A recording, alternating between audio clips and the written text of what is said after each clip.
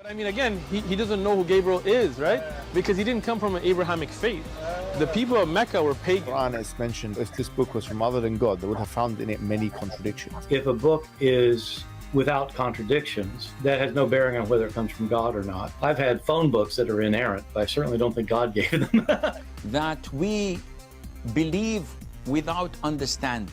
The brother asked a very important question, that most of the scholars say that listening to music, watching movies, and most of the television programs, they're haram. So how can we have fun?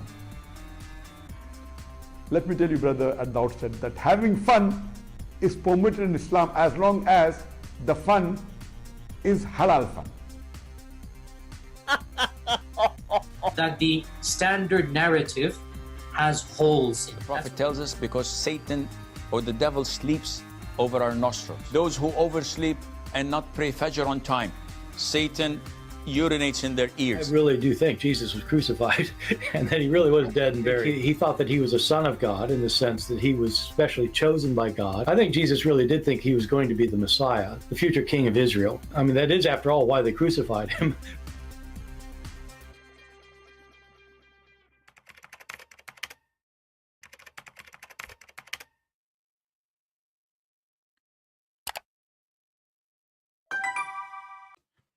Hello everyone, and peace of Christ all of you. I hope my voice coming good and clear. Please invite your friends, and if you are a Muhammadan, please invite your God, so he need to help you, because as you see, no Muslim can answer us and no prophet can defend you.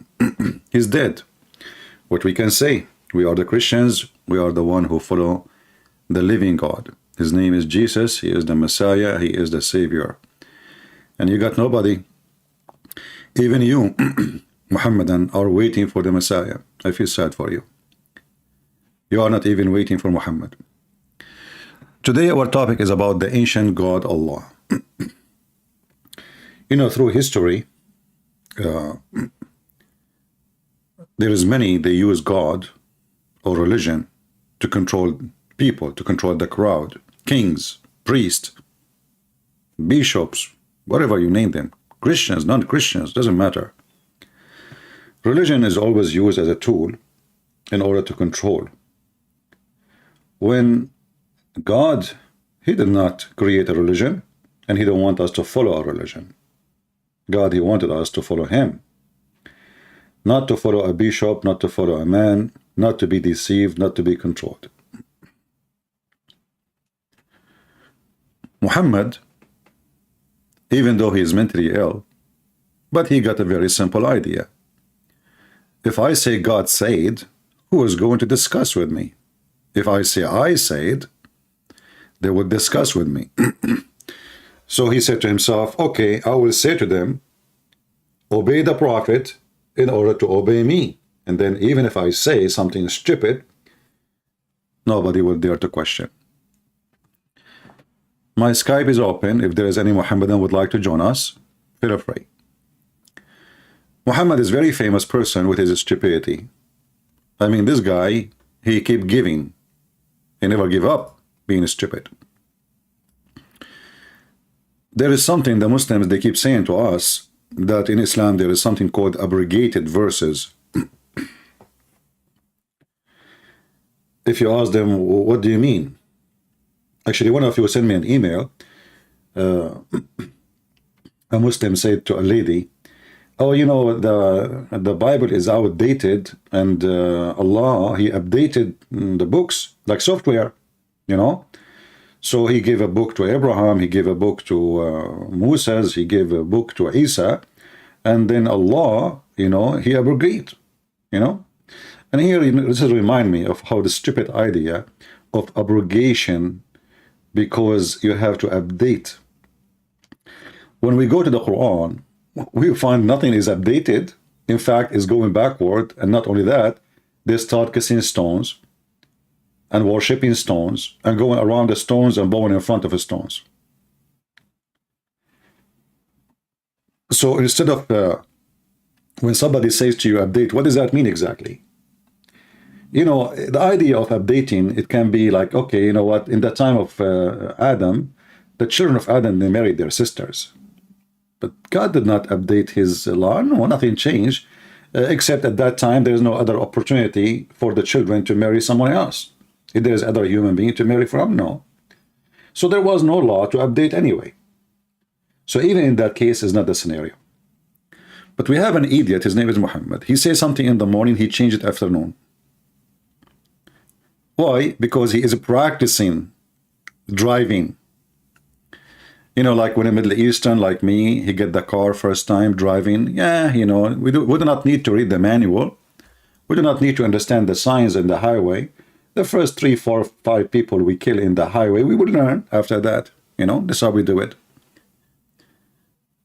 When a Middle Eastern, my people, they buy a table, they never read the manual. After they put it together, they find like there is 50 screws extra. Like, why we have 50 screws extra? Because they have their own manual.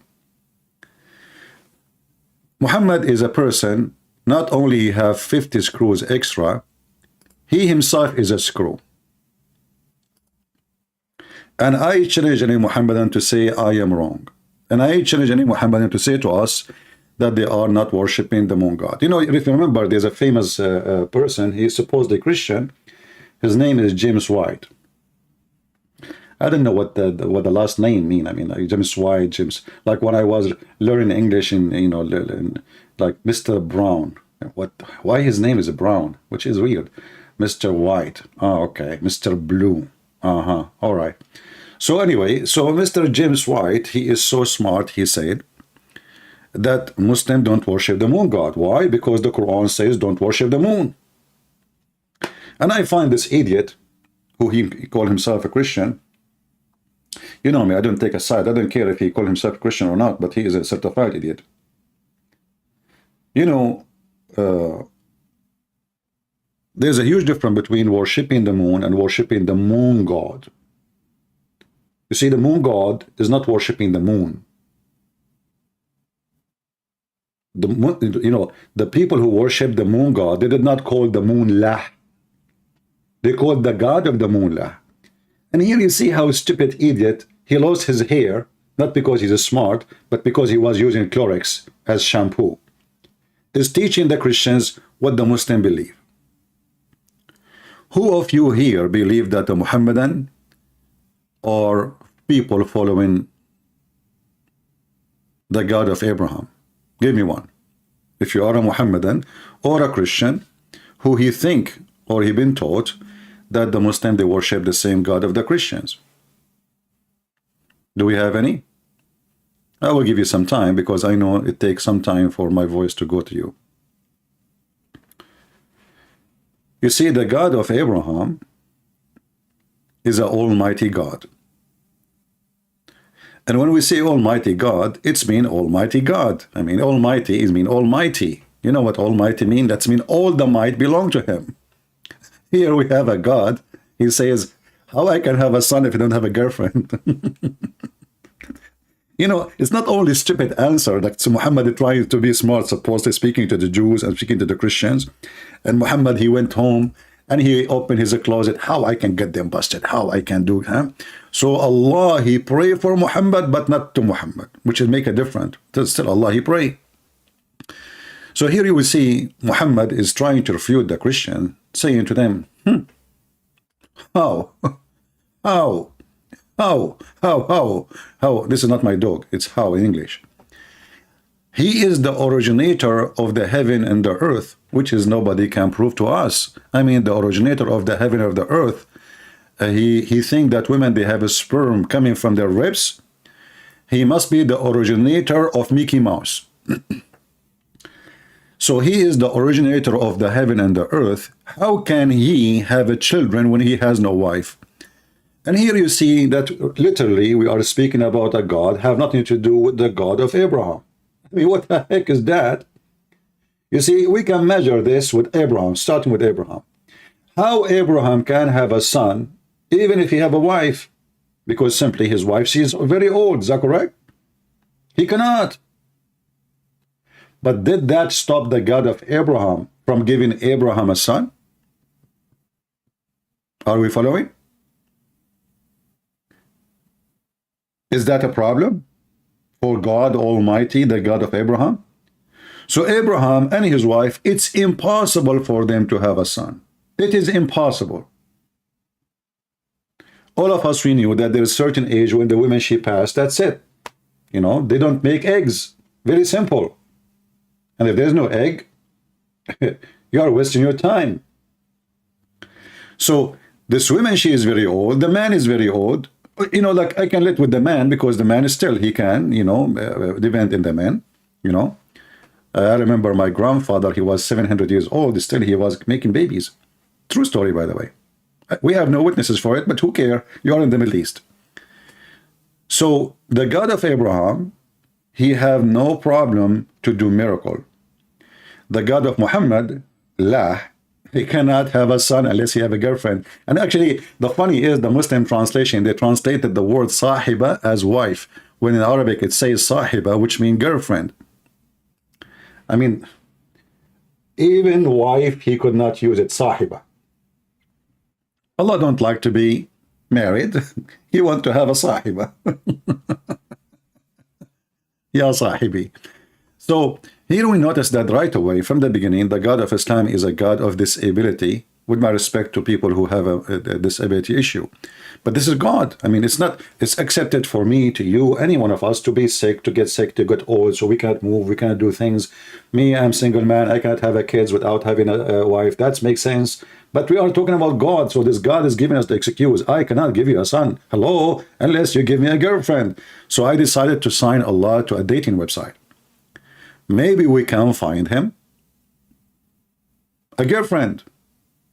And what make it even more stupid, that Allah, he said in different verse, Aka Muhammad. You know, when we say Allah is talking, that is Muhammad, you're right? So, Muhammad, Aka Allah, he said, if you would like to have a girlfriend, you know, to sleep with, we will take a partner from ourselves. Yeah. And that make it more hilarious. So listen to this. Allah is a Muslim, they believe in monotheistic God. He is not the moon god, brother, yet they have the crescent moon in the top of their mosque. Why the crescent moon there? Because it's beautiful, that's all. You know, we like it. So in chapter 21, verse number 17, and by the way, the Muslim, they make Quran, have chapters and verses trying to copy the Bible. Otherwise, those people do not know even how to make a book. This is why when Muhammad died, there's no book. What book? If we ask the Muslim, what is your Quran? They don't have one single copy, not even one single page. Don't ask me questions, please, out of my topic until we finish. I mean, why people like this? You go to the classroom, you put your hand up right away when I speak about Joe Biden. What Joe Biden have to do with my topic? Wait. What do you think about Maturidi Muslim? What is that? Maturidi? I don't know. I never heard of it. Is that a new brand? I'm sure you are saying the word wrong.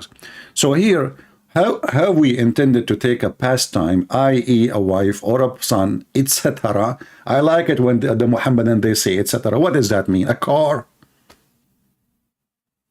A cousin? A zucchini? I mean, how in the world that work for you? Etc. I mean, there is more. First time I start learning English, you know, I learned the word etc. You know. So my mom, she said to me, "What time you want to come back home?" I say 6, 7, 8, 9, etc. What the heck is that? So what time you will back home? 6, 7, 8, 9, etc. So when the Muslim, they say to you, etc., we are talking about taking a partner. What do you mean, etc.? And how Allah, he can take a partner from us when he is supposedly unique and there is nobody like him? You ask any Muslim, you say to you, do we have Allah number 1, number 2, number 3, number 4, etc.? They say, no, Allah is one, brother. Okay, are you sure? Christian Prince, I can prove it to you. Allah is one and He is the only one. Zakir Naik, you do not need to prove it to me. It's clear to me in the verse, chapter 21, verse number 17. It says, we could surely have taken it from us. Us who? Christian Prince. First of all, the word us here, presentation. Present what? Presentation. What the heck does that mean? Christian Prince. If you go to the grocery store and you want to buy some food, okay, some food, like what? Food there, Christian Prince. Okay, like zucchini. Exactly. Zakir, did you notice I choose zucchini? I noted that. Do you know why? I don't care. No, I care because it starts with the letter Z. And you are zucchini and you are Zakir Naik. You idiot. It says with us, from us. So how He is the only one and He will take a partner from us? Is that a zucchini? If Allah is a zucchini, then He will take a partner from Him as His kind. That means there's many zucchini like Allah. Do you understand? So here we notice that Mr. Zucchini, aka God, aka Allah, aka Muhammad, he come with an idea that he is the only God. Everybody have to worship him, but then he want to take a partner, he will take it from us. Hey Allah, what do you mean?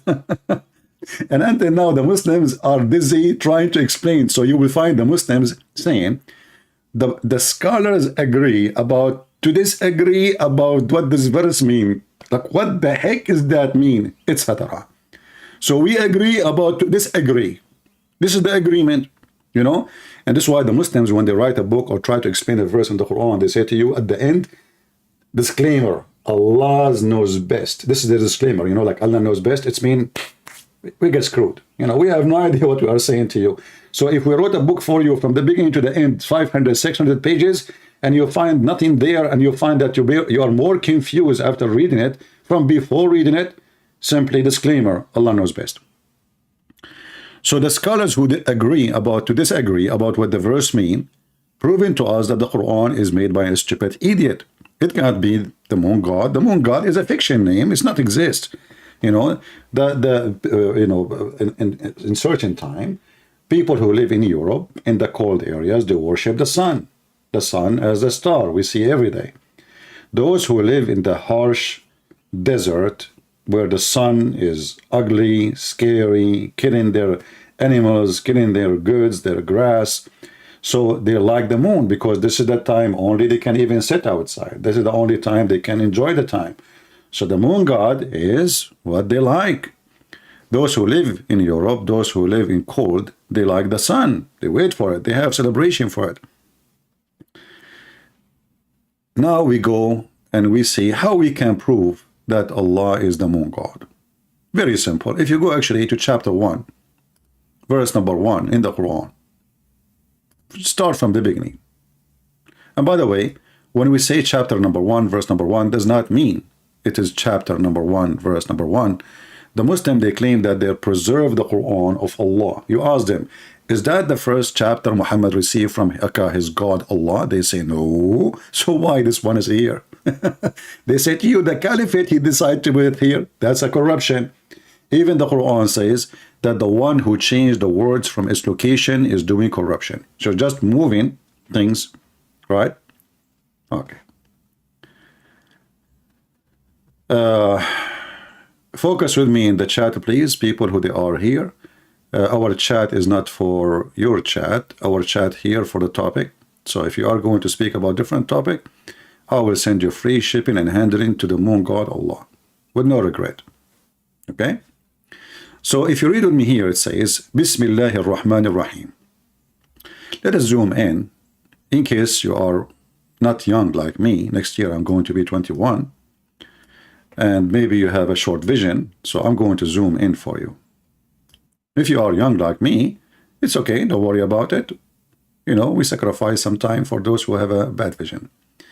So focus with me here. It says, Bismillahir Rahmanir Rahim. You will see the name of the God of Islam appear twice. Verse number 1 and verse number 2.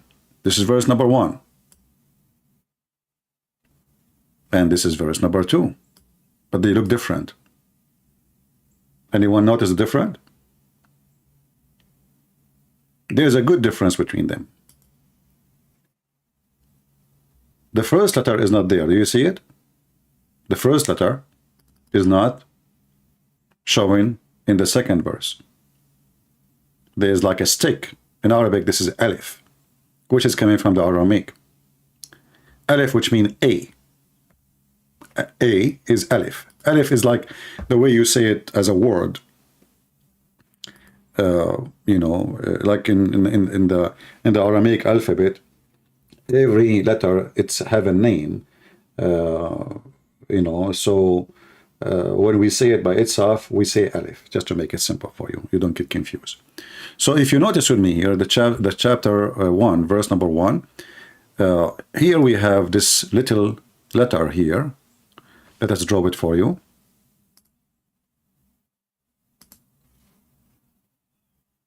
You see it? Actually, let me change the color. Give me a second.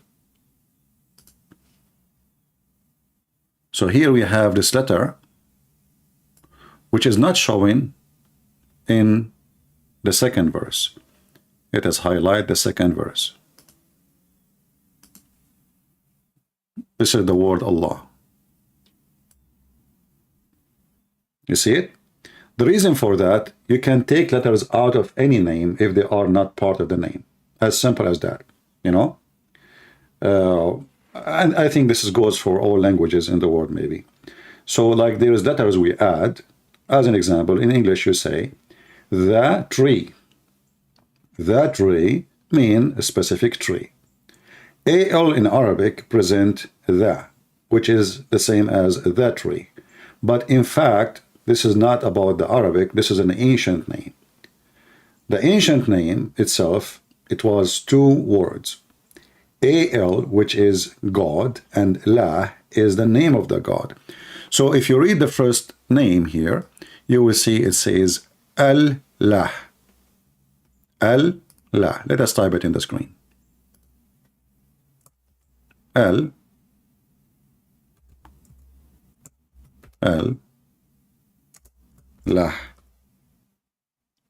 Al is a very well-known word used by Aramaic, used by pagan. Is not like something specific for Christian or Jews or whatever. This is a very ancient word used for the word God. This is why actually by time, even in the Hebrew, in the old Hebrew, Israel used to be Israel, not Israel. Mikael used to be Mikael. Ishmael used to be Ishmael. So Al was God. This is not a word for a specific God, it's a word for God. Which means it can be for pagan, it can be for the God of the Christian, it can be for any God.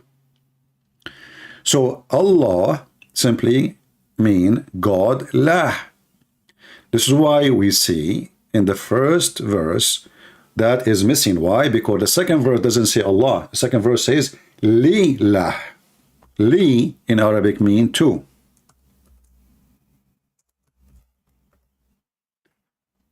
Li lah. So verse number 2 saying Alhamdulillahi Rabbil Alameen. Alhamdulillah. Li mean two, equal to two. Like you say, thank to you. Two. This is what the two we are talking about. You know, I'm going to. Thanks to this doctor. Thanks to this nurse. Thanks to whatever. You know, thanks to your mother-in-law, because she made your marriage very fun, very nice. So Alhamdulillah, it says thanks to La, the word, the Lord of the world. The first verse saying in the name of Allah. So now we found the origin of the name, because now it's connected to other letters. All of you think that the name of the God of the Muslims is Allah. This is what everybody says, but the fact this is not true. Allah is a complex word. Two words merged together. Al, which is God, which is later in the Hebrew became El, you know, Mikael, Israel, etc. Did I say etc.? Yeah. So we prove now the origin of the name of the God of Islam. Now, actually, if we go in the word al, which is presenting the word God, it can be appearing in the beginning of the word. Just take a note of that. Or it can come at the end. As an example, when we say Mikael, this is at the end, right? But there is many words. The word el appear in the beginning. So this word can be movable between the beginning or the end. It can appear at the end. It can appear at the beginning. This is why we see the Muslims. The Quran says Jibril, El. So the Quran is mixing between the two languages, the ancient Aramaic and the new Aramaic, and the new Hebrew. So Jibril have El at the end, which used to be Al long time ago in the ancient time. And actually this is where the name of the God of Islam is coming from. It's coming from the ancient time. It's not a new name. It's not a new God. It's a very, very ancient God. Go way, in history. You can go a little bit search in the Prophet Google, peace be upon him, and you will find a lot of articles written about it.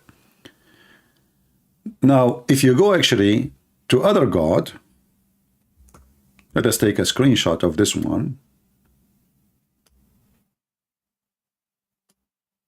You can do the same on your side, because we want to clean the screen here so we can go to different verses.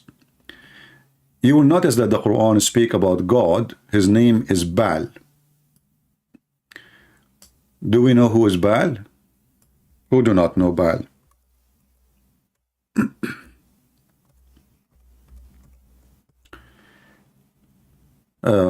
Let us introduce Mr. Baal for you. There was always competition between gods in the old days. Those people who worship nature and they're afraid of the nature, they have gods for the nature, seen around them. So in chapter 37, verse number 125, it says, Allah supposedly talking, Akalah. And here you will see, by the way, the Muslim, they lie in the translation. You see the bracket? This does not exist in the Quran. So, will you call upon Baal and forsake the best of the creators? You notice that the word Baal end with al at the end. There's Baal, Baal, Baal. Al. That is God. So Ba is the God, El is the word God, the name and the God merged together.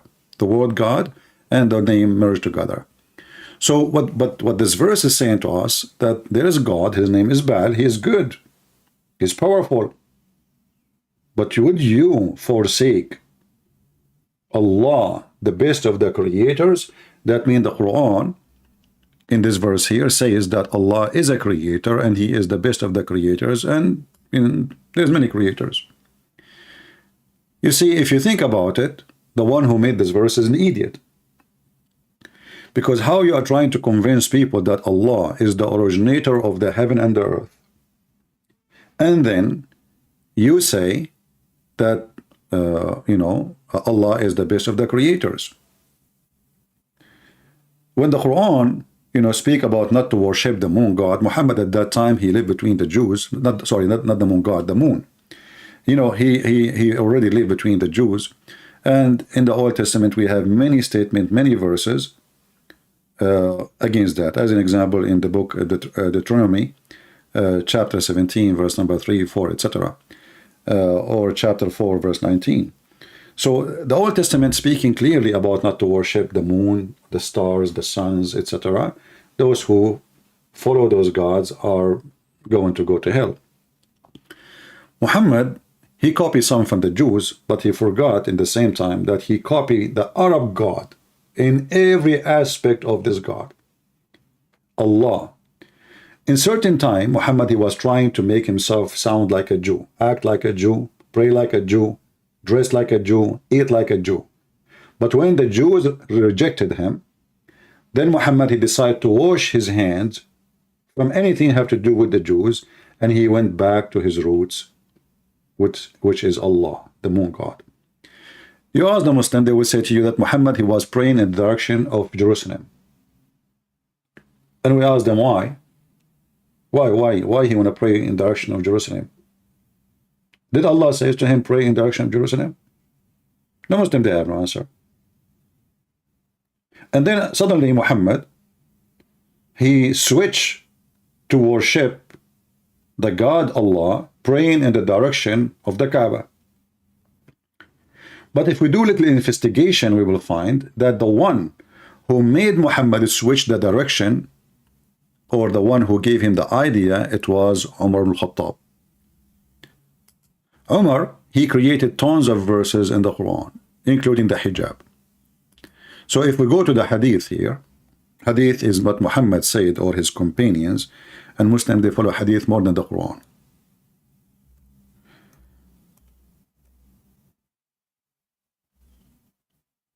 Umar, he says, I agreed with my Lord, and my Lord agreed with me in 3.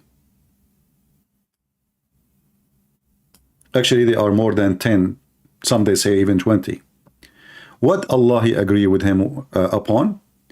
The location, the maqam of Ibrahim, the station of Abraham. So Muhammad, he claimed that Abraham is the one who built the Kaaba, which is very funny and very stupid to say. However, we know that this is the moon god, Kaaba, and it have the moon god rocks from the temple of Al-Makkah, which is located in Yemen. But here you notice that not only Muhammad is a prophet, receive inspiration from Allah, we have another prophet in Islam, his name is Umar ibn Khattab. If you read with me here, it says, my Lord agreed with me in 3 things. I said, O Allah, apostle, I wish you took a station of Abraham as our praying place. And then you see the rest about wearing the hijab, because he was looking at the ass of his wife, the wife of Muhammad, Sauda. So Umar al-Khattab, he told him, order your wife to be covered. And you will notice later, the verses which Umar, he said, Allah, he revealed them as I had said. As I had said, exactly. You know? So whatever Umar, he said, suddenly it became Quran. And obviously Umar, he knew that Muhammad is a fraud. I mean, have you ever heard of a God? He take what a man say as it is, and he put it in the Quran? As it is? And the funny is, the Muslim, they say, nobody can make Quran like Allah. Nobody can make Quran like Allah. And then we find that Allah is copying Quran from Umar ibn Khattab. And he's copying the main essence of Islam. You see it?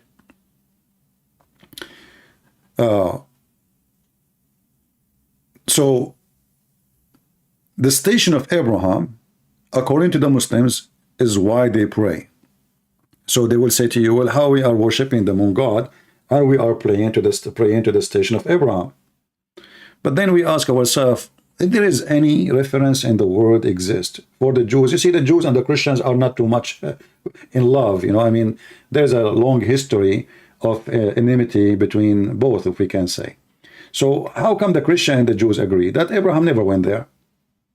And how come books written before Muhammad exist, they never mention that Abraham went there? I mean, you see, I can say after Muhammad came, maybe somebody don't want to show, but we are talking about books written way long before Muhammad is even exist. Nobody mentioned that Abraham was there. Muhammad, after he, you know, he found out that the Jews are not accepting him, the Christian will not accept him, and he decided to do like ethnic cleansing or regional cleansing, like the filthy Putin. So he started killing civilian, killing everybody, in order to keep only those who accept him as a prophet.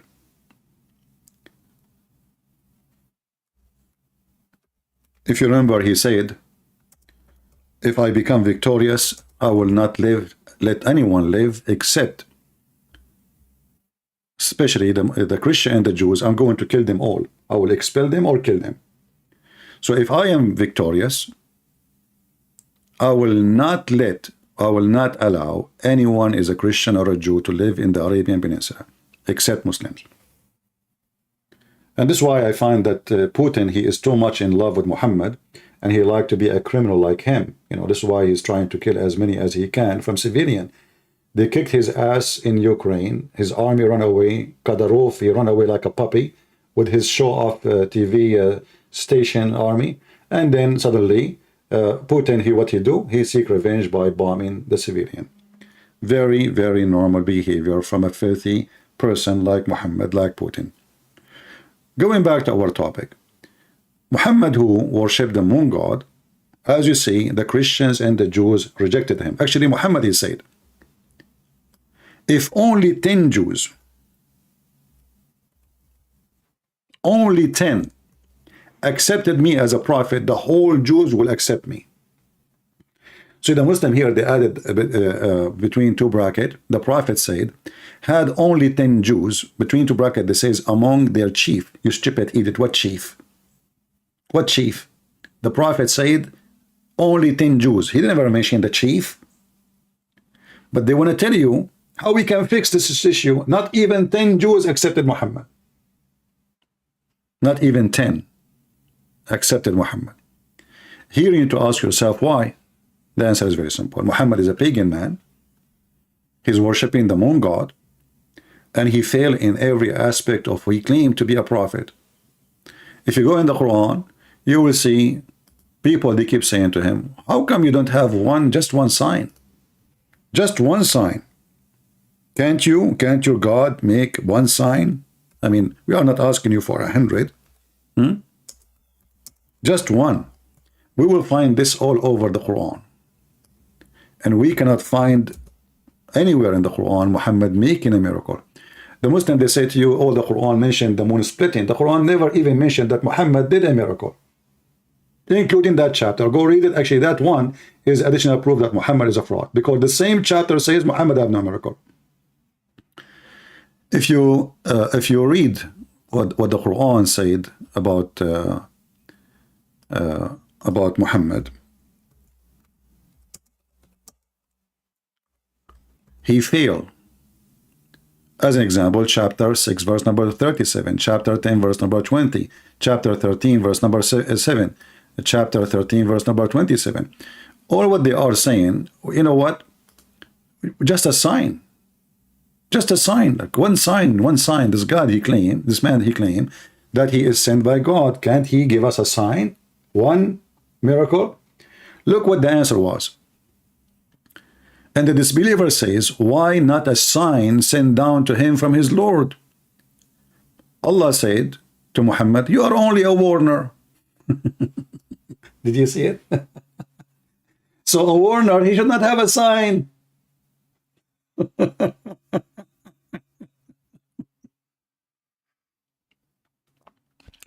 It's like, you know, you are a guy who sent, the postman. You know, a postman, you deliver a letter, the guys, they say to you, oh, this letter from who? You say, I don't know, I'm just a warner. This is a letter coming to you, you know. But this is not what the Quran is saying. The Quran is saying that Allah put conditions, that nobody should accept a messenger unless he make a sacrifice and give it to God, and God accept it. If you go here,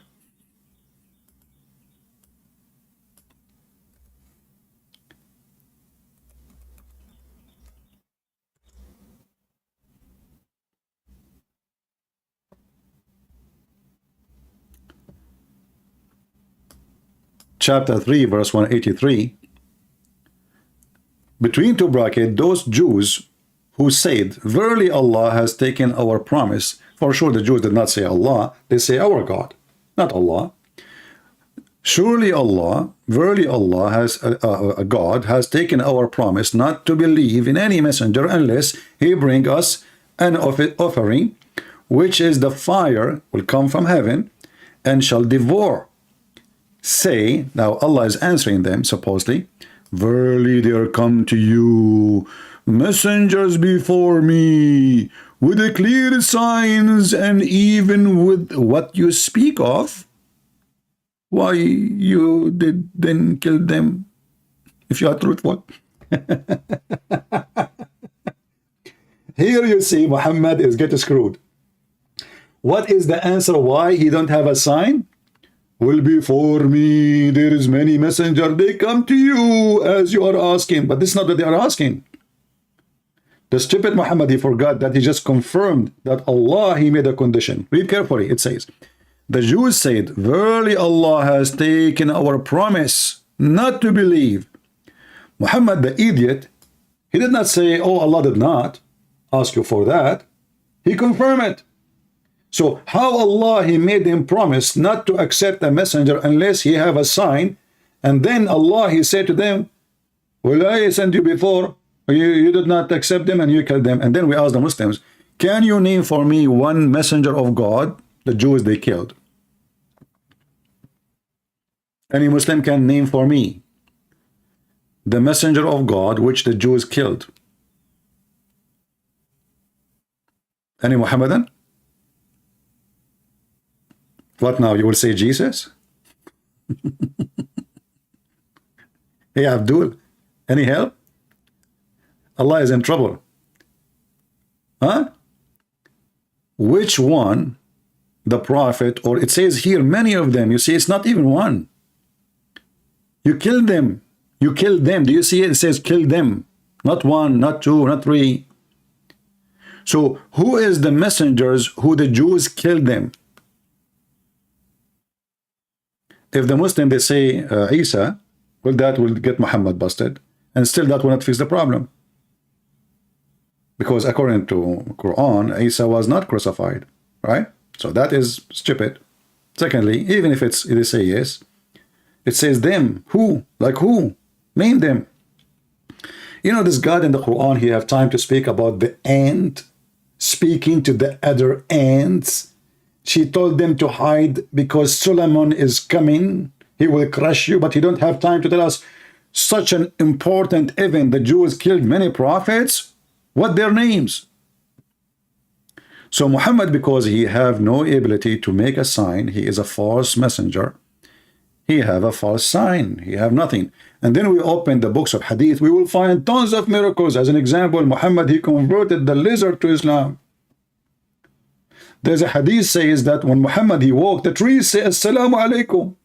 All the trees. Thank God. Muhammad don't live in Amazon. You can imagine how much noisy will be Amazon because Muhammad is walking by. All the trees saying, Assalamu alaikum, Prophet. Assalamu alaikum, Prophet.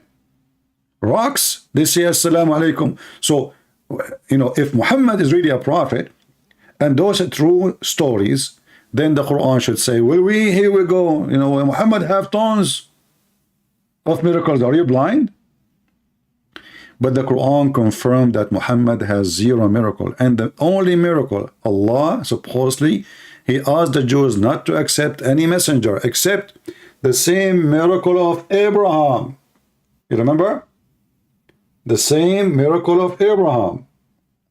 Not only that, the same miracle of Adam. The Muslim believe that the first one who gave sacrifice, it was the children of Adam. If you remember the story, that Adam, he used to have kids, and his wife Eve, she used to give birth to twin. One boy, one girl in the time. And then one twin, the girl, she have a cross eyes. So now the two brothers, they don't want to marry that girl. You know, they are fighting about the one girl who have nice eyes.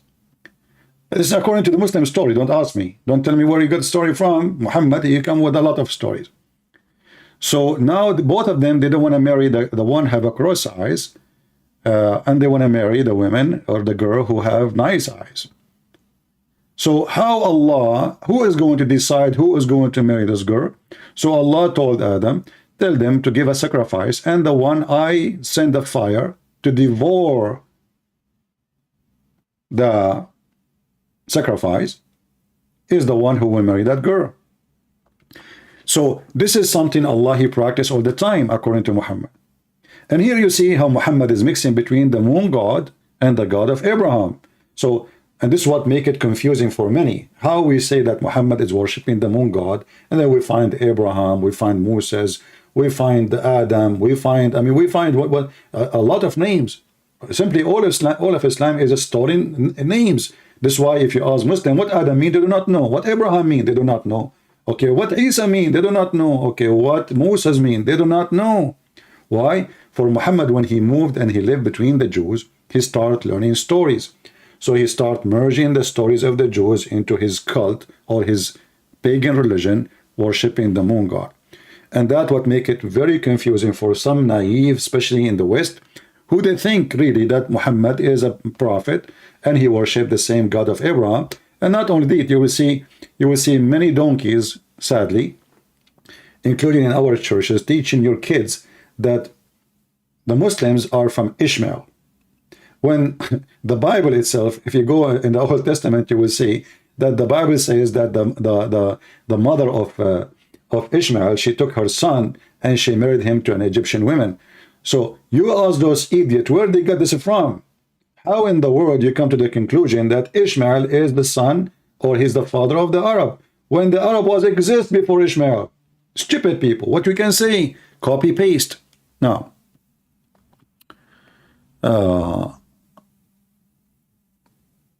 okay, we continue. So here we see, do we have any Muslim would like to talk to us?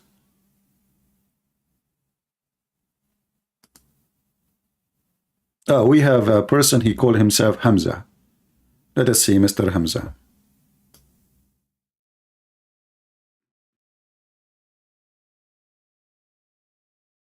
Give me a second.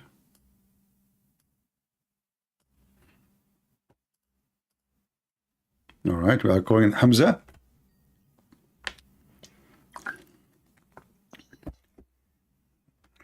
I know he is a kid. This is why his microphone is muted. It is a Muslim. He is spitting. They cannot debate me. Nobody heard you, by the way. You know, I know that Muslims, they are not the quality who they can call and speak nicely. He is spitting. You know, are you spitting in the Quran? What we will do now? Your spit is more clean than the Quran. So now we have to wash your spit, give it back to you. Okay? You made your spit dirty. What I can say now?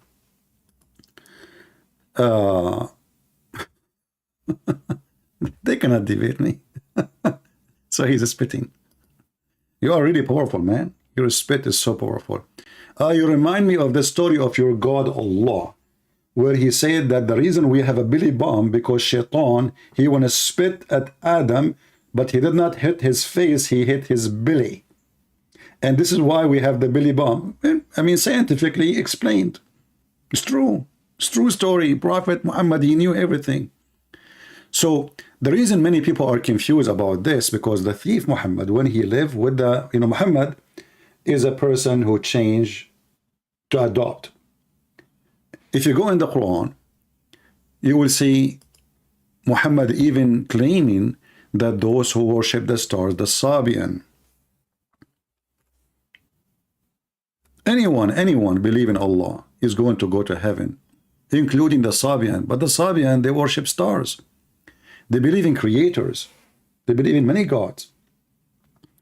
So if you read with me here, it says, chapter 2, verse number 62, surely they that they believe, and those of the Jews, the Jewry, the Jews, they became the Jewry. Oh, okay. Hey, Jewry, how are you doing? And the Christians, and those Sabians. Huh? And who believe in Allah.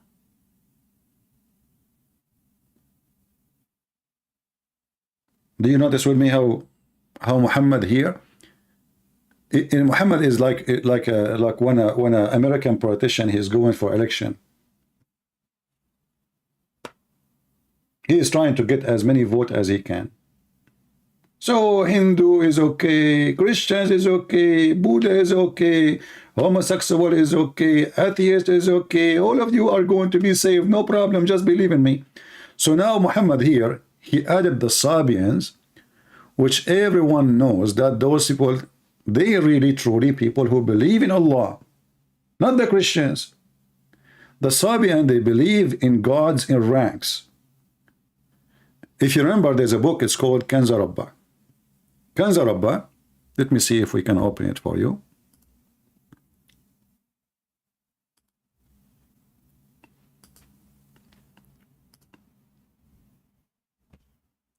Kanza Rabba, which is a book mean, Kanz mean treasure, you know. Rabba is coming from the word Rabb in Aramaic, which is mean God.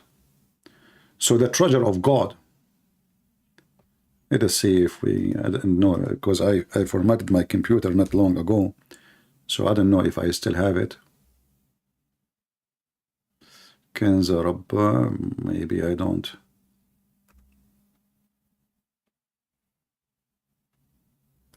Yeah, I think I don't have it no more. You can search it. Let me see here. Maybe we can open it online.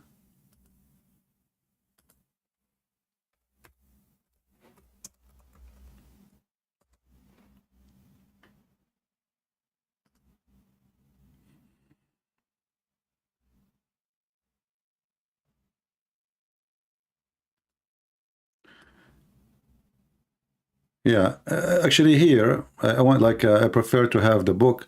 I need to find it. Let me see if I can find it in my computer. Maybe it is here, there, somewhere.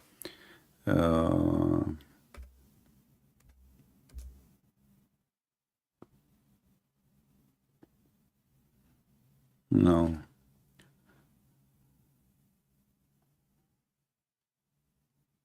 Yeah, I cannot find it really. Sadly, it's not in my computer, but we can view it from here.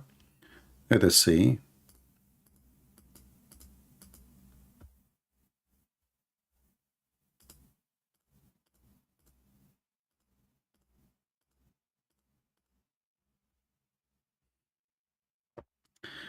This is the book. It's called Kanza Rabba, the book of the Sabian.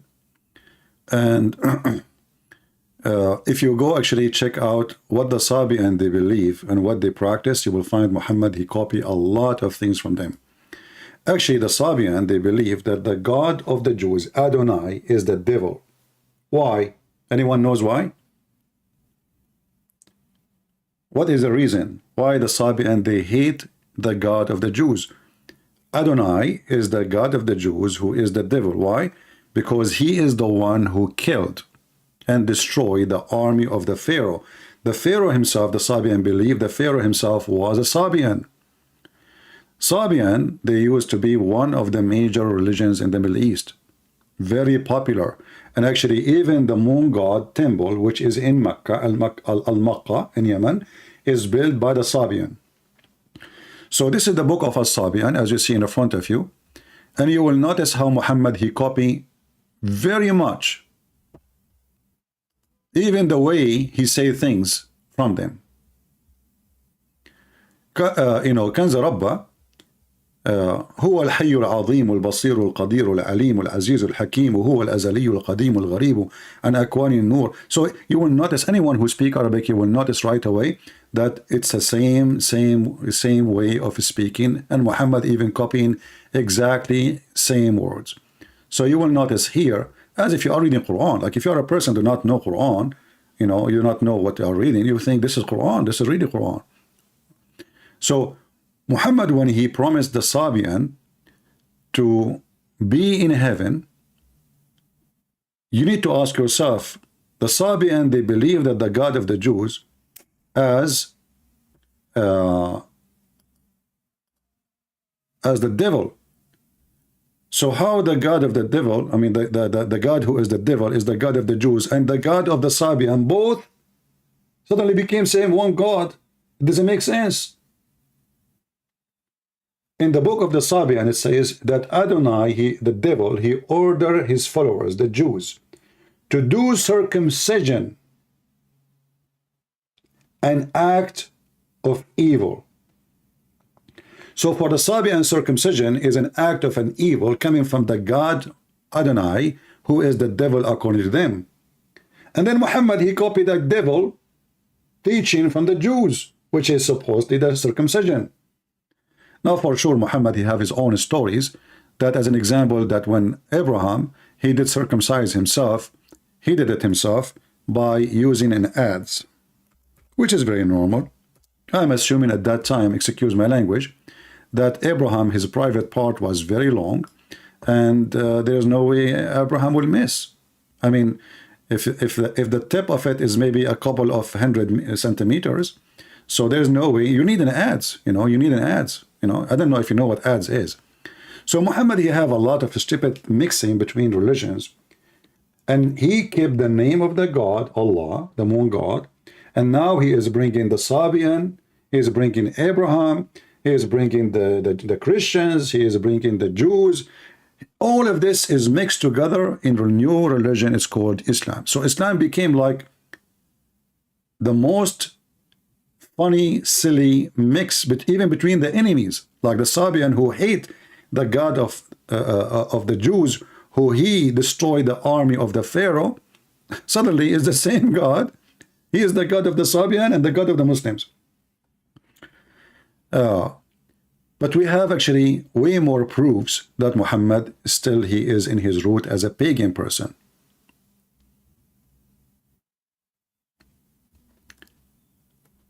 If you go in the Quran, actually, let us go to the Hadith.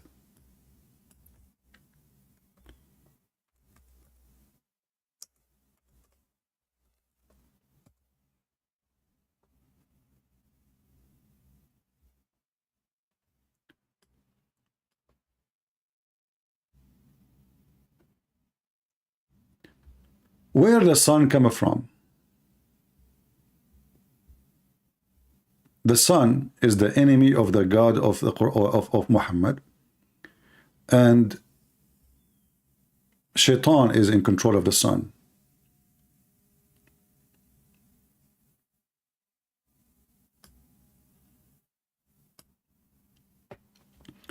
Muhammad, he claimed that if a Muslim, he woke up and already the sun is between the two horns of Shaitan, which means already appearing, he should not pray no more.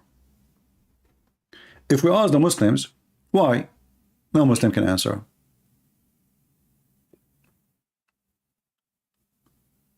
Even Muhammad, he pointed his finger at his house and he said, from here,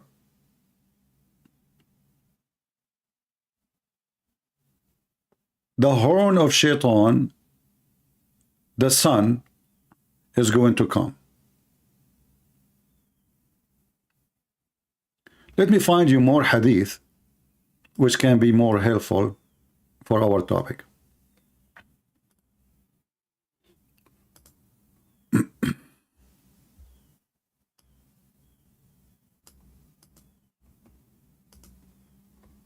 Let us see.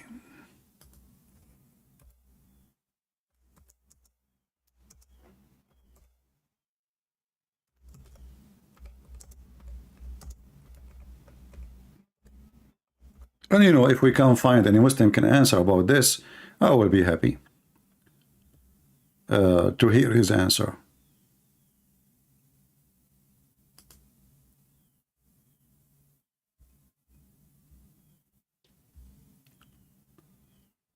Let us see.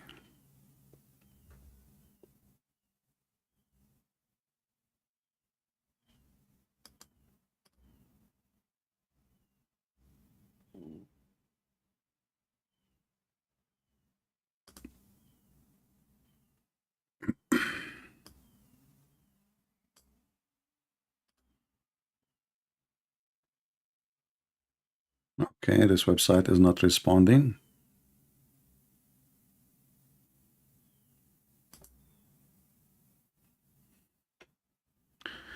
Let us see this one here.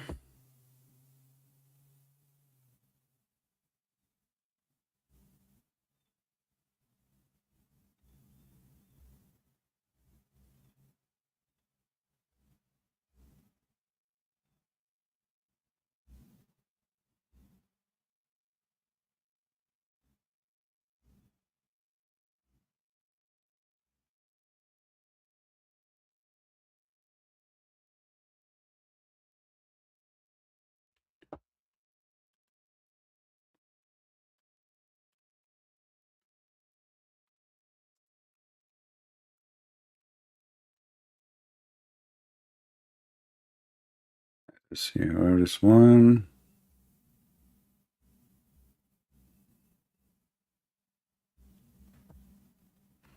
Let us see this one. That will help. And here you see Muhammad. He is mixing between his old previous belief and what he learned from the Jews, and but from time to time he have to go back to his roots. He reported that Allah Messenger saying, "This is how hypocrite prays. He sit watching the sun when it become yellow, and between the horn of the devil, he raises and he pray for, like he pray 4 times." All right. So if we ask the Muslims where the sun is rising from, why the sun is rising from between the 2 horns of the devil, what does that exactly mean? Any Muslim can answer? As we know, there is a competition between the god of the moon and the god of the sun. The god of the sun is the enemy, is the sun which the Arab they hate.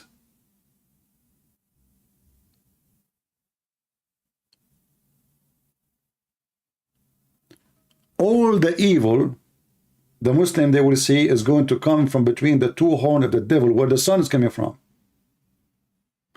So who is the one in control of the sun? Is the enemy god, the sun god. Who is the one in control of the good, or the good god? The one who controls the moon. This is why we'll see Muhammad never speak negative, and he never said that from the moon the devil will come. If you read with me here, this hadith, according to Muhammad, the sun rises from between the horn of Shaitan and set between the horn of Shaitan. It says here, the sun set and rise between the 2 horns of Shaitan, and this is repeated many times.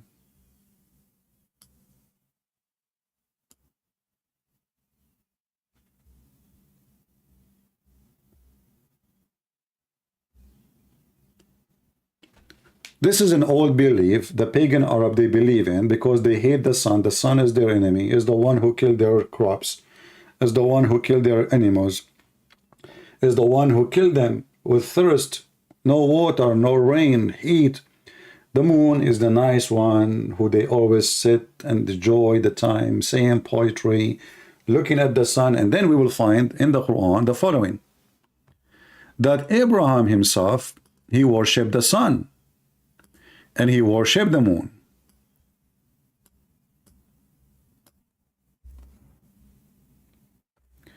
And the sun was called Akbar.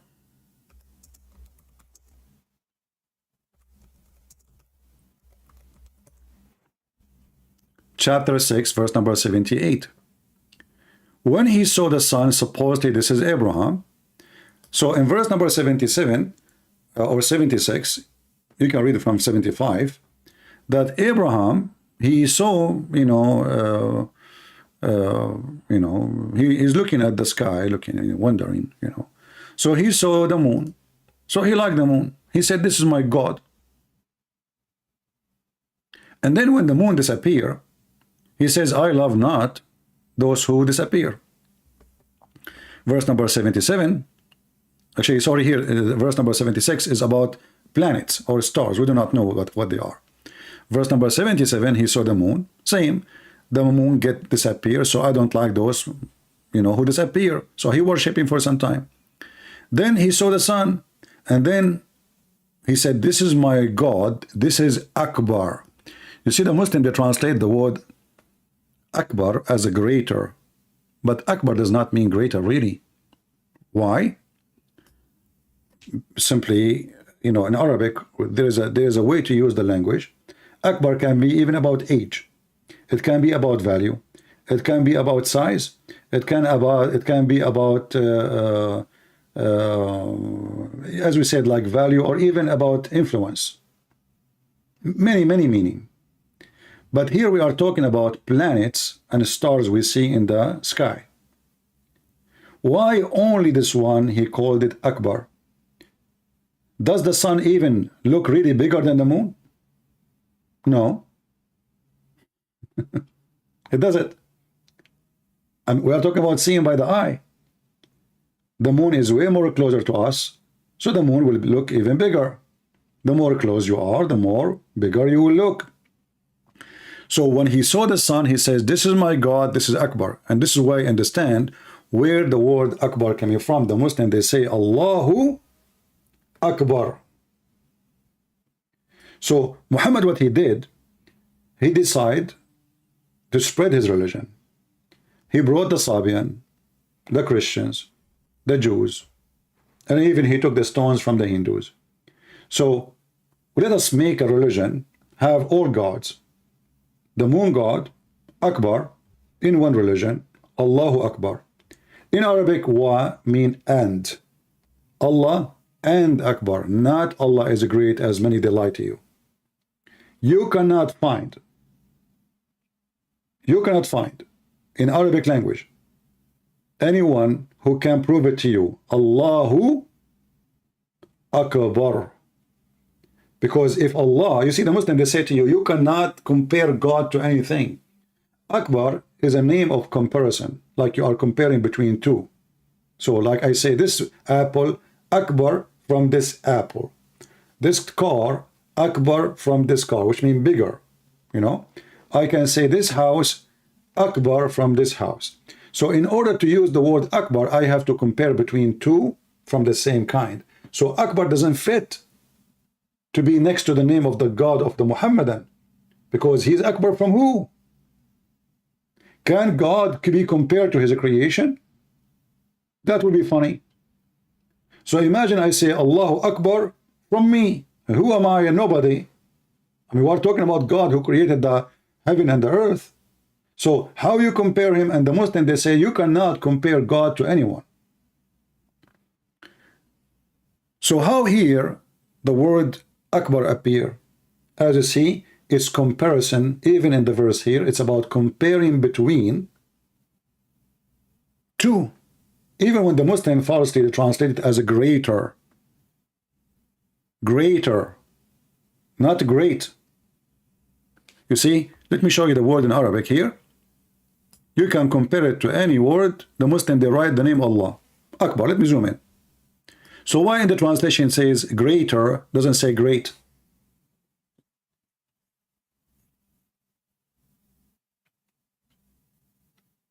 You will see even some naive Christians who make videos even against Islam because they learn Islam from Muslims or from Muslim books written by translated, so they don't know Arabic.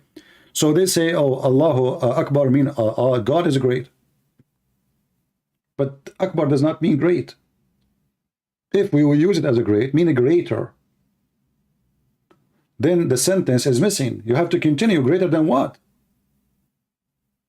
You know, if I say this guy is bigger than what? Then who? You're going to just say bigger and stop. But because it was meant to be a name, Akbar is the name of the God, which is the sun God. And this is why you see only when Abraham, according to Muhammad, only when he saw the sun, he used the word Akbar. He said, this is Hada Akbar. Hada means this is Akbar. He is giving him a name. Or he's giving the sun a name. This is Akbar. And then suddenly, when the sun disappeared, Muhammad don't want to follow, as Abraham, he don't want to follow the sun. Why? Because it disappeared. And here you see how silly this story is. Look like Abraham, all his life, he never saw that the sun disappear and appear, the sun appear, disappear. And now he discovered it. Because look, why he decided not to worship the stars and the planets? Because they disappear. They appear in night time, disappear in the daytime. Okay, wonderful. Then he moved to worship the sun, the moon. Okay, why he stopped worshiping the moon? Because it appeared at night, disappear at the day. Okay. Now he moved to worship the sun. All right. Why? He stopped worshiping the sun because the sun appeared in the day, disappear at night. The reason in front of you. He says, but when it's set, he said, oh my people, surely I am quit of this associate. Why? Because it's set. And here you ask yourself, is it possible that Abraham, a growing man, he never noticed that all of them are the same, they set, they appear, disappear, appear, disappear? Maybe Abraham was inside the box, he never saw the sun setting before. He never saw the day and the night before. So the whole story is a stupid story. But the important for us that Abraham, he says, I am Hanif. And the Muslim, they copy that word because they do not understand what the word Hanif mean. Hanif mean pagan. Every Muslim, he says, I am Hanif. Ask them. Why? Because the Quran says that Abraham said, I am Hanif. What Hanif mean? They don't know. This is an Aramaic word.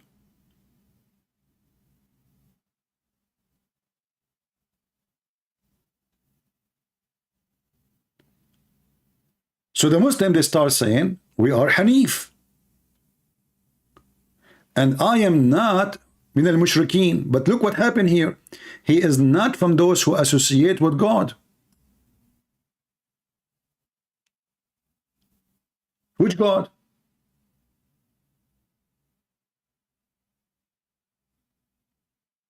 The guy a second ago was worshiping the sun. Did he find a new God now?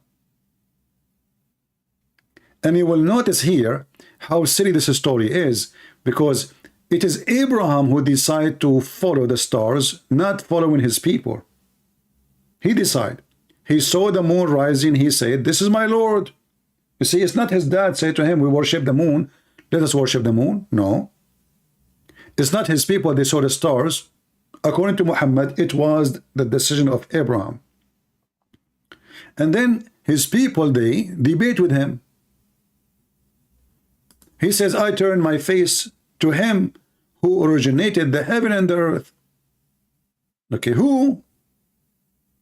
Until now we do not know.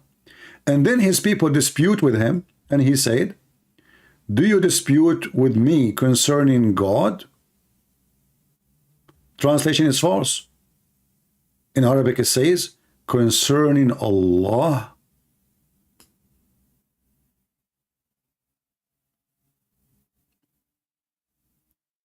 What does that mean?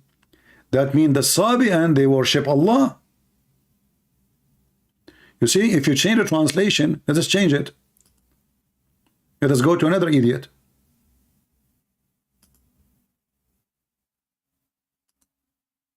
Do you see it? Are you arguing with me about Allah? Okay, if you go a little bit more, the verse after it says, you are associating with him. That's mean the pagans, the Sabian, the people of Abraham, they worship Allah too. And this is where Allah is coming from. Do you see it? So what the Quran confirmed, that Allah is coming from the people of Abraham.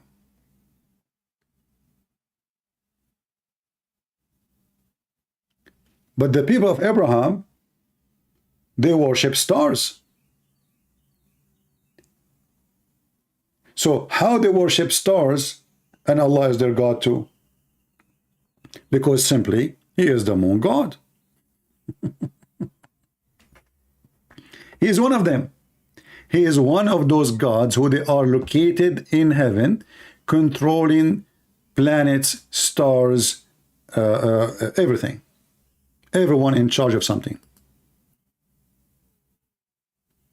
Actually, if you go in the Quran, you will find something very funny and very weird.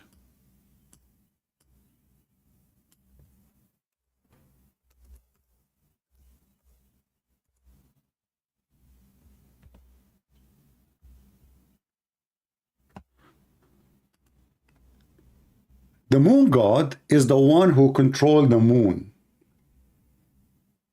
Why is called the moon god? Because he is in charge of the moon. The moon, his favorite planet, his symbolic. Like, you know, every nation in a country, they have a symbolic. Some of them, they have a dove because they have too many doves. Some of them, they have a flower because they have too many of this flower, so it became symbolic for them. Some, they have an eagle because they have like the American eagle. So the symbolic of the God of Islam is what? Is the moon. And the moon, we have measured for it mentions. According to the moon god Allah, the moon move from point A to point B to point etc. He have 12 houses. We have Mansour. Mansour is saying something to us. Let us see what Mansour is saying. How are you doing, Mansour? Why you don't call me Mansour? Guys, why Mansour don't call me, honestly? Anybody can tell me why? Call me Mansour. I will be happy to hear you. Look, Mansour saying to us, why you don't take tafsir? Okay, Mansour, do you accept the tafsir if I show you? Do you promise me if I show you tafsir right now on the screen? Do you swear by Allah that you will accept whatever tafsir says? Or you will say no? I'm waiting for the answer. Guess what Mansour will say? He will say, no, I don't accept all tafsir. Just wait, I'm waiting for him. Mansour, do you accept the tafsir I will show you? Do you accept any tafsir I can show you right now? Do you accept or not? Do you swear by Allah that you will accept any tafsir?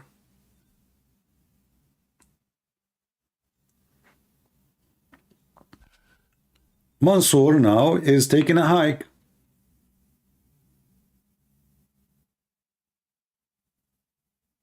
So if I show him Ibn Kathir explain how Allah make the women have a sperm coming from her ribs, he will say Ibn Kathir, he's a human. If I show him Al-Tabari, he's saying you can have sex with your sister, if she is a sister or daughter from adultery, he will say he's a human. If I show him Ibn Kathir saying the flying carpet and he carries 600,000 chairs on the top of it, he will say, well, he's a human. So the Muslims, the Muhammadan, when they are in the corner, they say, see tafsir. When we go to the books they are asking us to read, they wash their hand from it. Mansour said, depends. I did not see that. Where is that? Let me go back so I can put it in the screen. He said depend, right? I know what he was saying. Yeah, depend. Where is Mansour? Ah, here we go. See? I know it. Depend.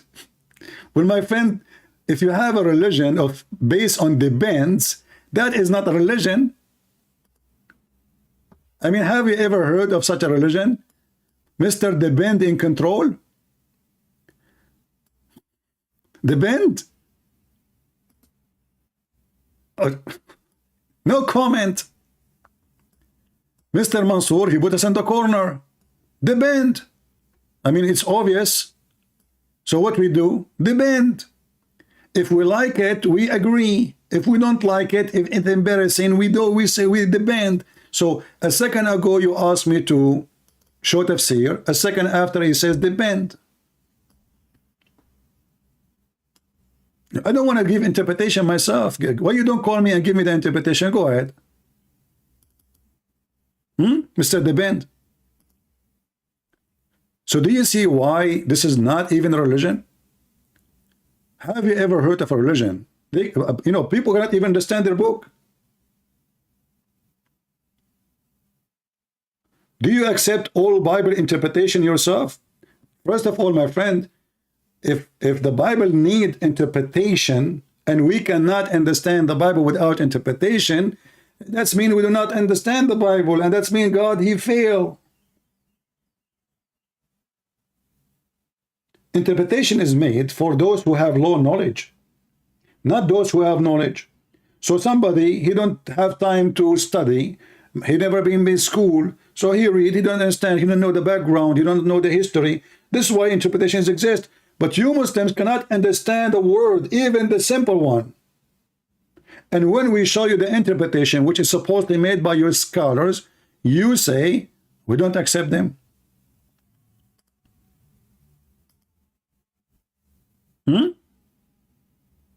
So now what we will do? You could not correct me. You could not prove me wrong. You did not dare to call me. And now you deserve the name potato. Let us continue. So here you will see that the God of Abraham, the Muslim Abraham, which by the way, his name is wrong. Muhammad in one time he says Ibrahim. In other verses says Abraham. Is it Ibrahim or Abraham? The guy, he can't repeat the name twice. So, in the moon we have measured, for it mentioned. What mentions? According to Muhammad, because he is following the Greek mythology, pagan mythology, that the moon have houses. And he moved from place to place. Every month he sleep in different place. How many places? 12 mansion, 12 villas.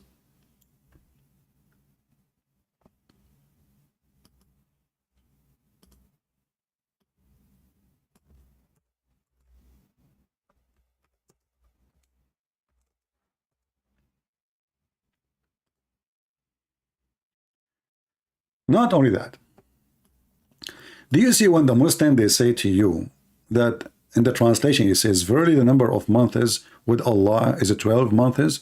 That is a false translation. The word shahr mean moon. Moon. It's not month. In the language today, in Arabic language today, is used as the word month. This is true. Why? Because now we are not really, even the Muslim, they don't follow the moon no more. They are using the Christian calendar. So there's no moon. So they use the same word in Arabic to describe a month. But in fact, it is moon. So the God of Islam, he have different description for his moon. He claimed that the moon is 12 moons. Not one. In the previous verse, Allah, he made it mentions for the moon. But which moon? There's 12 of them. So when you read here with me, it says, verily the number of months with Allah is 12 moons, not 12 months. You can go right now, open any Hebrew dictionary and search for the word shahr. Shahr mean moon.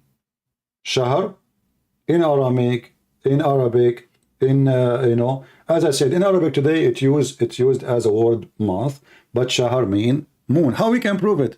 We can prove it from the Quran. If we go in the Quran here as an example, and the Muslim, by the way, they say, oh, the one who made the crescent moon, this is not from Islam. It is in the Quran.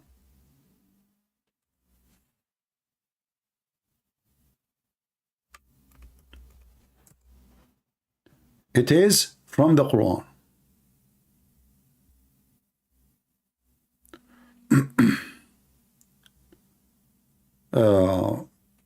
Let's see where we will go.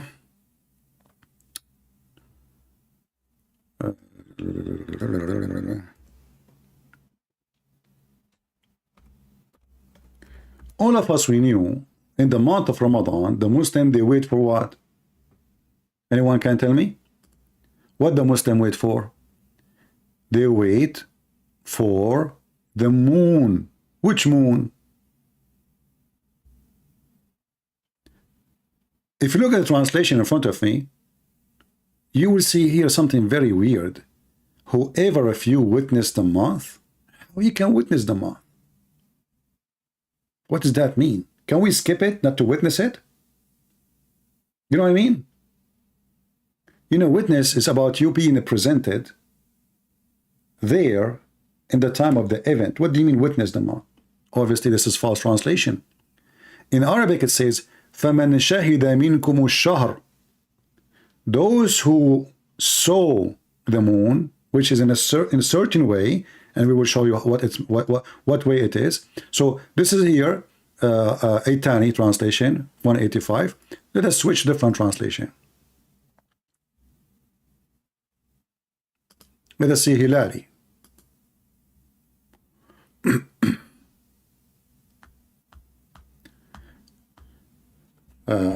You see, always, where we go, what happened? All right. Read with me carefully. This is the Muslim translation, Muhammad Hilali and Khan. Here they translate the word shahr as month, but we told you it's not a month, it's a moon. And we will prove it to you from exactly same translation. The moon of Ramadan is in which was revealed the Quran. Now, what is the connection between the Quran and the moon? There's a connection. The Quran revealed when the moon in a certain look. What is that? A guidance for mankind, a clear proof for the guidance and certain between the right and the wrongs. So whoever of you sight, you see how they change it now? But this is the same word, shahr. In the previous translation says, whoever of you sight or witness the month. You remember? Here it says, whoever of you sight between the two brackets, the crescent moon, the first night. Do you see it? So Islam is based on what? There's a God. He have a 12 moon. And there's one of them is the crescent moon.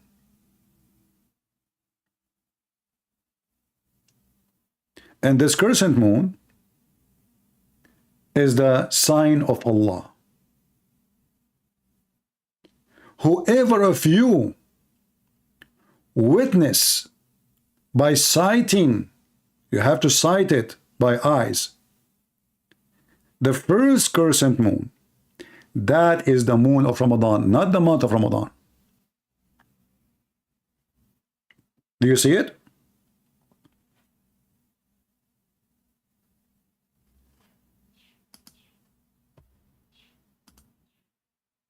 Guys, do you understand what I'm saying?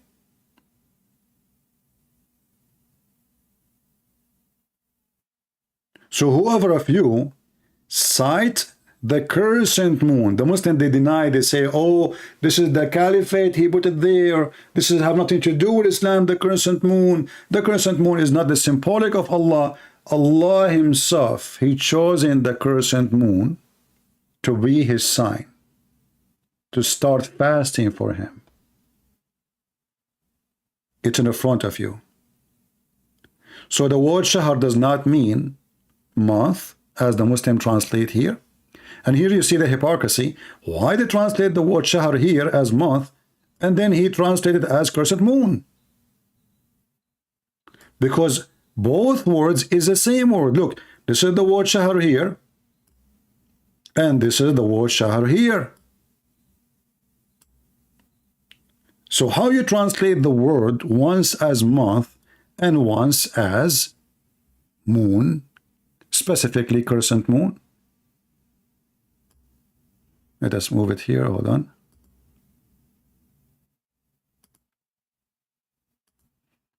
So this is the word shahr here, and this is the word shahr here. Same word.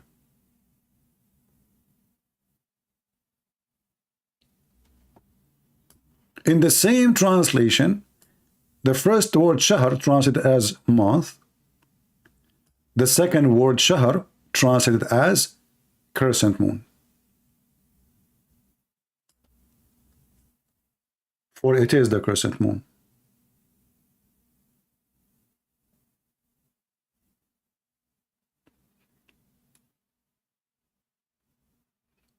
And then, if you look at the title, it says, how the ancient God Allah become a servant for Muhammad. Now we understand that this is the ancient God, it exists. Even the Muslim, they say, and they agree, that the pagan Arab, you ask them, who is the Arab before Muhammad, Quraysh? They say pagan. Okay, what they worship? They say idols. But in fact, the Arab, they worship Allah. There's a video made by this guy, his name is Sheikh Hakim, something like that, the funny guy.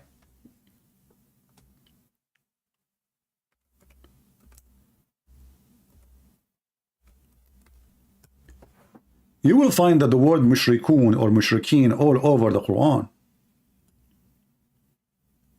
And you will find that the Quran says, as an example, that the people of the book are not the same as the mushrikeen.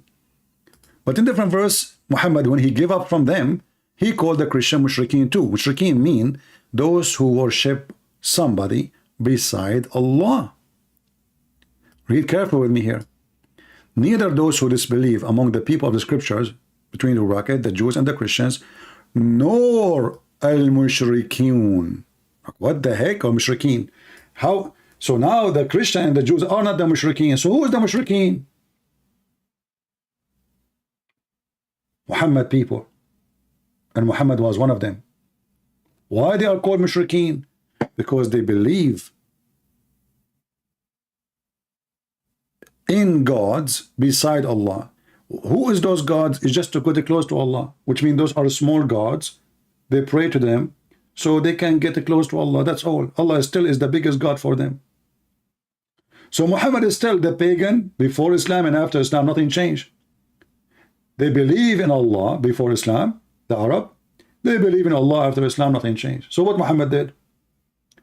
Muhammad supposedly, after he learned from the Jews and the Christians, and he started merging some of the knowledge he learned from the Jews, trying to come with monotheism as the Jews. But how Muhammad he learned about monotheism? Maybe his God taught him? No.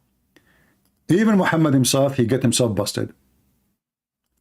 You will notice that the first time Muhammad he learned about monotheism, it was from a Jew.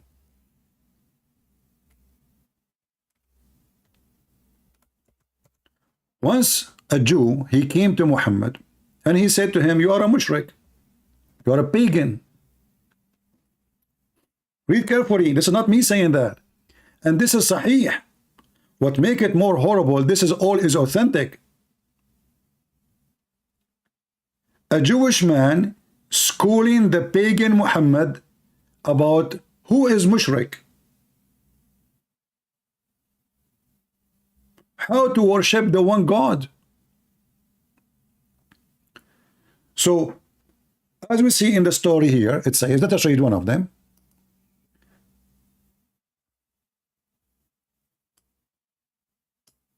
This is Sahih Muslim, sorry, Sunan al-Nasai, and let us show you the reference. Hadith number 3773. It was narrated from Abdullah ibn Yasir, from that a Jew came to the Prophet and said, read carefully what the Jew he said to him. You are setting up rivals to Allah, between two bracket. He said to him, to God, and associating other with him. What is the accusation? What the Jew is accusing Muhammad. People tell me, what is the Jew accusing Muhammad of? He is associating others with him. With who? With God.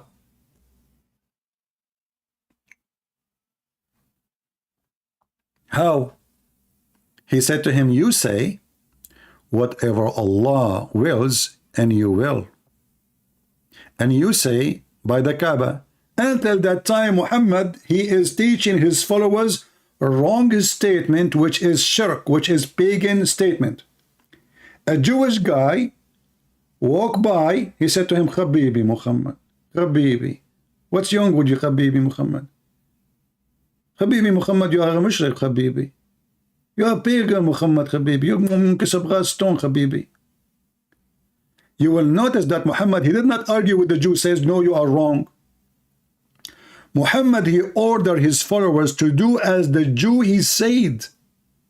So the Prophet commanded them if they wanted to swear an oath to say by the Lord of the Kaaba, not by the Kaaba, and to say whatever Allah wills, then what you will. Here you ask yourself, well, where was the God of Muhammad all this time, did not correct him? A Jewish walking by, he is correcting the idiot Muhammad and teaching him about monotheism? And Muhammad, he agreed. And now he is teaching his followers to do as the Jews say? So Muhammad, in the time of the Jews, in front of the Jews, he was nothing but a pagan person, and Muhammad could not deny it. Actually, Muhammad, he took the command from the Jew and ordering his followers to do as the Jews say. Any Muslim have a comment?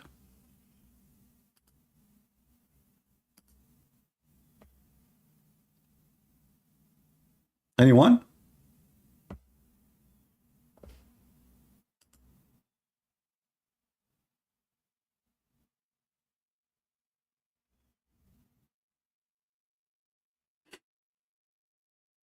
You know, imagine, the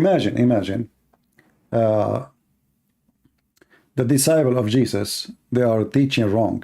And then a Jew walk by and he teach them how to do things. And they agree that they are wrong.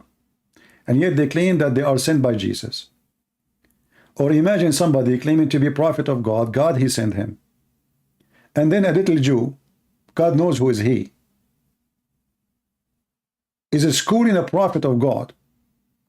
And the prophet, he took what he said for granted. And Muhammad, by the way, always he copied the Jews. As an example, once Muhammad was praying. Muhammad is mentally ill, actually. Look at this hadith here. Muhammad, he claimed that when he walked in the street, there's a rock. She said to him, Assalamu alaikum, Prophet. It happened all the time to Muhammad. Different hadith says that the trees, the stones, the rocks, when they see the Prophet of Allah, they say to him, Assalamu alaikum. But nobody heard it except him. If you look at this hadith, you will see Muhammad saying the following.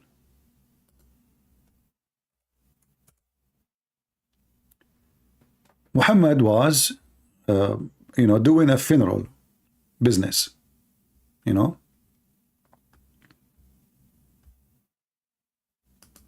This one is Hassan. We will take the Hassan, which means good. The hadith. Excuse me. The Messenger of Allah used to stand up for a funeral, and the corpse was placed on the grave. A learned Jew, listen carefully. A learned Jew, a rabbi, once passed by and said, "This is how we do it." The Jewish man, he agreed. This is how we do it. Look what Muhammad did. Muhammad, he ordered his followers right away, immediately, and he said, sit down, act differently. Like, what the heck? You ask yourself, what is the problem? It says in front of us, he used, which means God knows how many funerals Muhammad he did in the same method. A Jewish walking by, he says, this is how we do it. What the response of Muhammad? Sit down, act differently. Muhammad is terrified. He's making a poop in his panty. He got busted. Right away, he understand what the Jew he meant. You are copying us, you idiot. You think we do not know?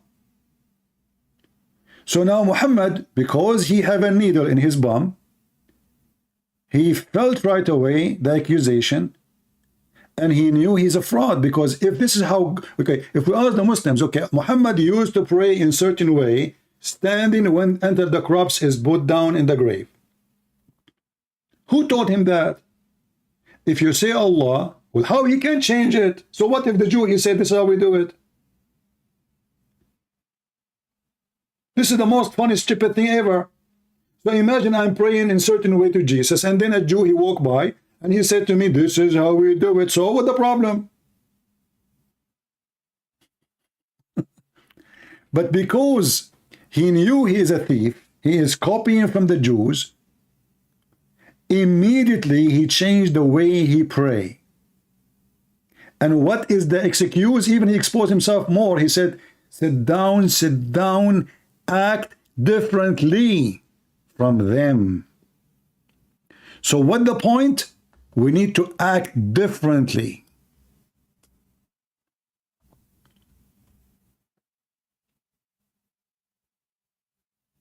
How that can be a prophet of God? So the prayer Muhammad was praying here, who is the one who gave him command to change it? Allah? It's just a Jew. He just said to him, this is how we do it. A second ago. A second after, sit down, act differently. What if Muhammad was having sex with his wife and a Jew, he saw him doing it as all a human they do, and then he said to him, this is how we do it. So what Muhammad will do?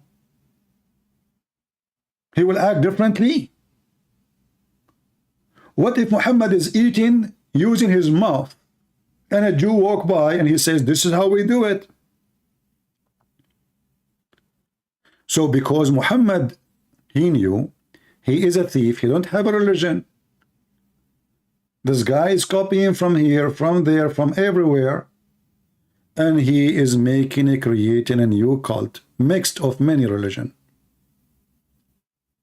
And you know,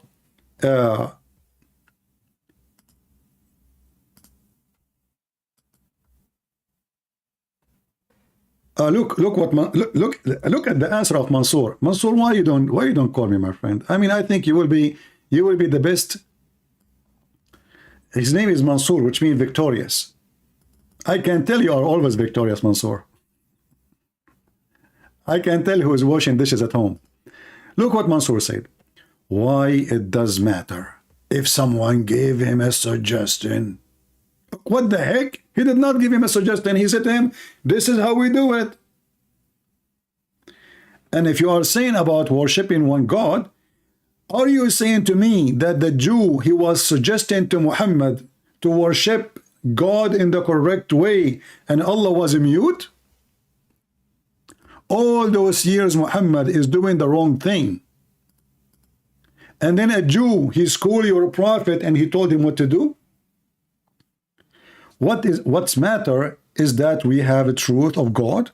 Do you Christian have a truth when you gospel stories don't match? Well, why you don't call me and tell me about the gospel story don't match? Like what? Like the stupid Uthman, he says to you, one it says that Judas, he died because his belly exploded, and the other verse says he was hanged. This is because you are stupid. The guy was hanged there for many days and then he fell down because his body decayed. You Muhammadan illiterate like your prophet. Mansour, you are a person who believes that shaitan take hair from your anus. So I cannot explain to you unless you prove to me that your anus is under attack. I mean, even when you speak is stupid. Isn't it the Quran confirmed the book between our hands? So how you Muslim, you say different stories and the Quran confirm it? Are you saying to me that your God Allah is stupid and he confirmed our book? And you Muslims are more stupid than Allah and you deny our book? If we go right now to the Quran, we will find Allah saying the following. Read. I forgot, you're an idiot, like your prophet. Chapter 2, verse number 89. It says what? Confirming what is with them. So how you say we have different account of the same story, but your God confirming what is with us? Are you going to say now, sit down, act differently?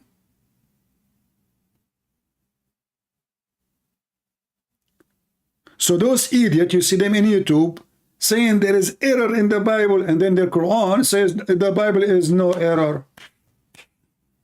And not only that, one of the stupid things the Muslims they come to us with when they say that the Bible is corrupted. Do you know what does that mean? Don't argue with them, just laugh, says, the Bible of Allah. Right away you will see how the Muslim face will become like a lizard face. Because the Muslim, they believe, according to the stupid Muhammad, that Allah is the one who sent the Torah and the Injil. So what's my problem? A Muslim saying to me that his God always gets screwed. He sent books, he cannot protect them. What's my business? It's not my book. You see, the book of God is not my book, not your book. This is the book of God. So if you're a stupid God, he say he sent the book and he could not protect his book, that means he's no God. Here we go. Chapter 3, verse number 3. And just to make it more funny, chapter 3 is Alu Imran. The stupid Muhammad, he think that Imran is the grandfather of Jesus. Solve this problem now. But Imran, or Amram, is the father of Moses donkey. But that is a different story. Here it says, it is he who sent down the book. Okay, which book? Between two brackets, the Quran. To you, Muhammad. Okay, wonderful. With the truth, confirming what came before it. Look at the stupid God. He confirmed it. And then he sent down the Torah and the Gospel. So a Muslim, Abdul, he says to us that the Torah, brother, the Torah and the Gospel are changed, brother. Well, here we go. You are giving a finger to Allah. You are saying that Allah, he is a stupid God. He sent books. He cannot protect them. I have 4 books. You cannot change my books. I challenge you. You cannot. Can you? What kind of religion this religion is? So when a Muhammadan, he said to you, your book is corrupted, laugh at him and says, you mean the book of Allah. And not only this, the stupid Muhammad, he decide that the book of Allah is the Injil. But this is the Greek book. Like, what the heck? Isn't it the Quran says, we never send the messenger except in the language of his people? So why Allah, he sent to Jesus, who was sent to the Jews, a book in Greek, if he is only sent to the Jews, according to the Quran and the Muslims? Injil? You ask the Muslims, what Injil mean? They don't know. They have no idea. Thieves. This is the religion of thief Muhammad. The thief Muhammad, he still named. They do not know what Injil mean. Okay, what Torah mean? Hey Muslim, what Torah mean? They don't know. Okay, why he call it Torah? We don't know. Allah knows best.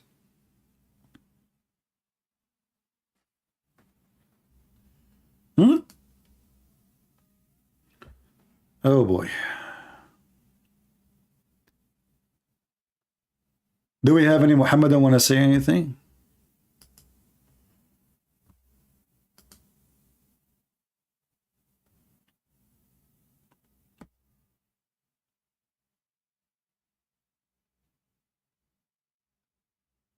Any Muhammadan?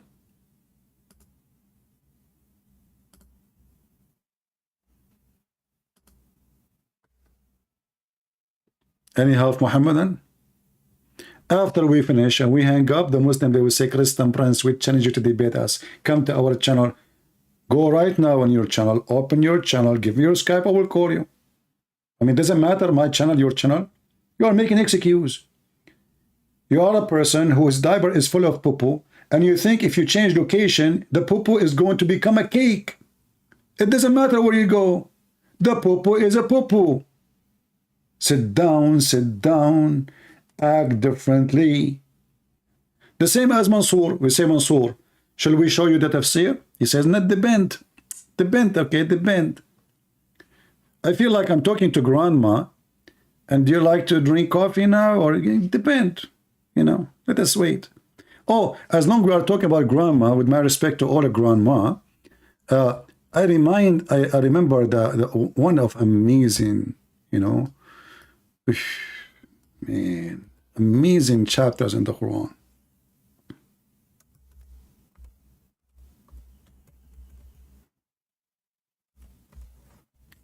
I don't know how I can deliver this verses for you. It's impossible. It must be made by the true God. You know? You see the true God, brother? Yeah. Look at this verse.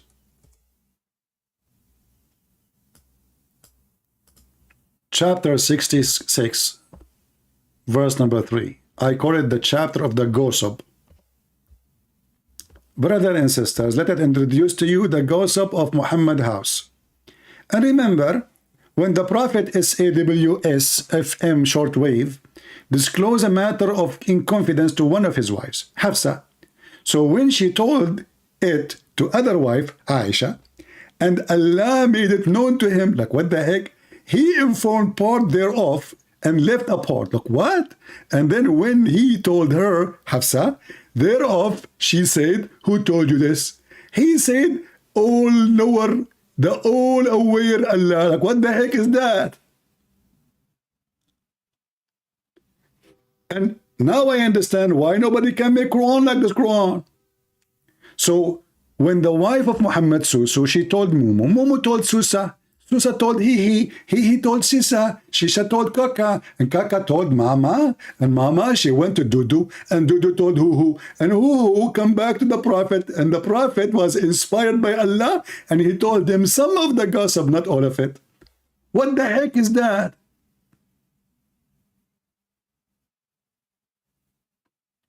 That is God? If this is God, what is Joe Biden then?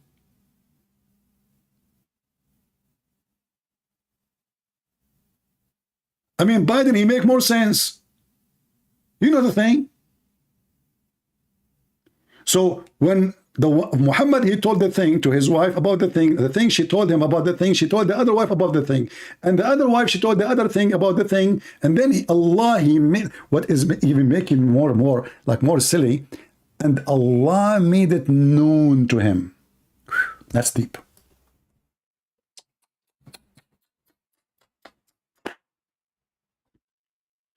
Oh boy.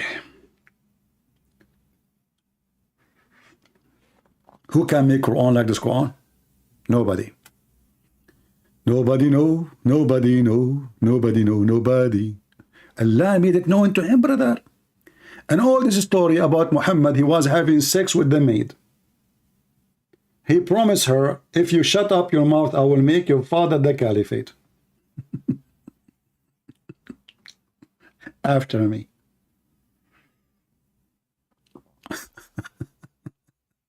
This is God? Are you sure? What the heck? That's so deep. I think Aflatun, if you read this, his brain will be exploding. Imagine we give this just verse from the Quran to Aflatun. And I say, Aflatun, the Greek philosopher, can you, with your philosophy, explain what's going on? Aflatun will say, don't let me involve with women gossip, please. So the Prophet told the wife she told the other wife told the other wife, and the other wife told the other wife, and then Allah, he made some of it known to it, and then Allah, he informed part thereof, and left a part. What is killing me? Why Allah, he left the part? Why? I mean, I want to know why he left the part. Come on.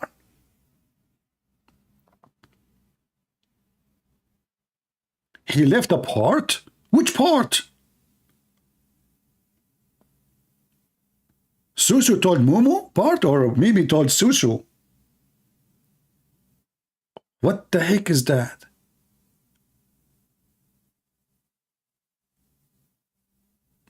Who of you is here first time? If you are here first time, don't forget to subscribe.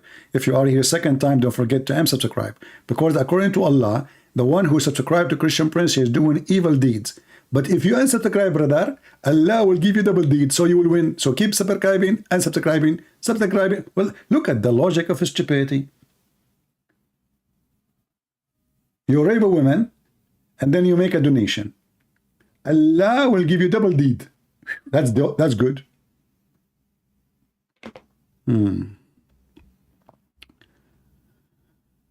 Oh boy.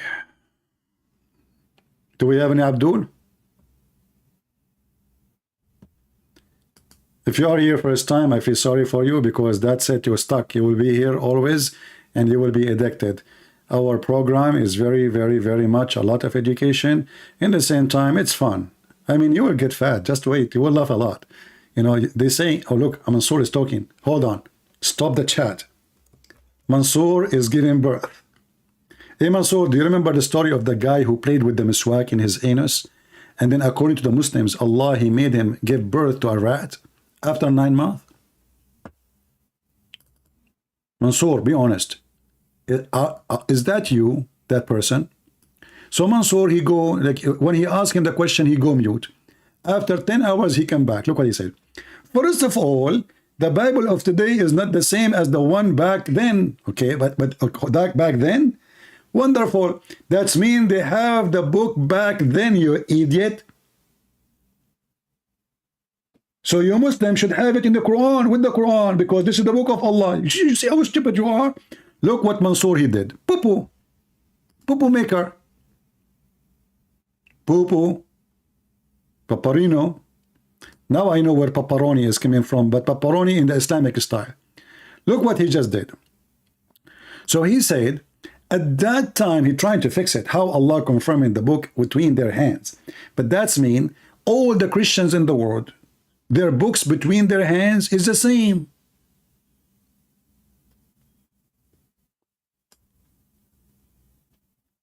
And all of us, we knew that this is 600 years after Jesus.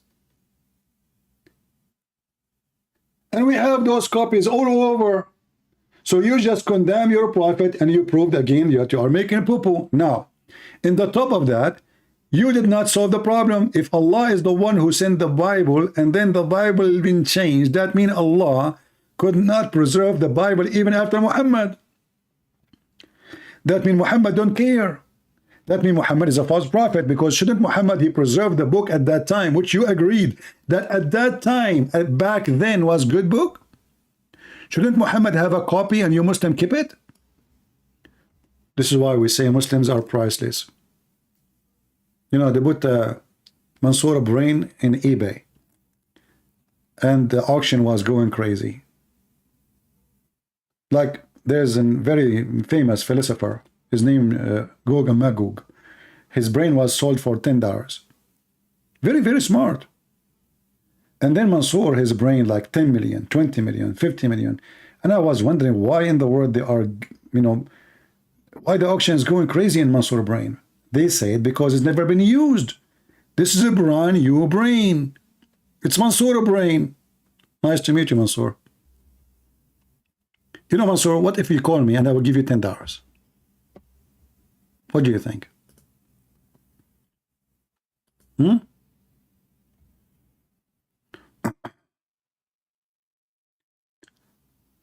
A Muslim, he is saying to me,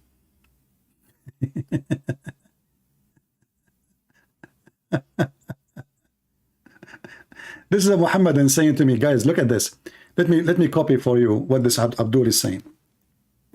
Why does the Bible God allow sex slave number 31, 17, 18 educate us? Why Christian Prince is being selective?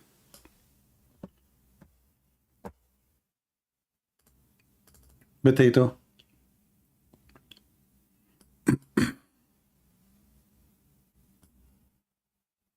You see, we are not like Muslims. We run away from questions. We laugh at your questions. Show me where it says sex slaves. Go ahead. I challenge you in front of everybody where it says sex slave. Go ahead. You are the one who mentioned the book of Numbers, chapter 31, verse 17, 18. You Muslims are a bunch of liars. However, sex slave is in the Quran. You see, when you mention something, you have to prove it. Potato, like your father Muhammad. We go in the Quran, it says, we type this, the word, malakat aymanakum. What you can do with them? You can use them for prostitution. If you force them, Allah is all merciful. Chapter 24, verse number 33. Potato.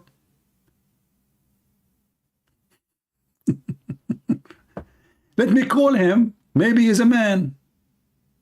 Shall we?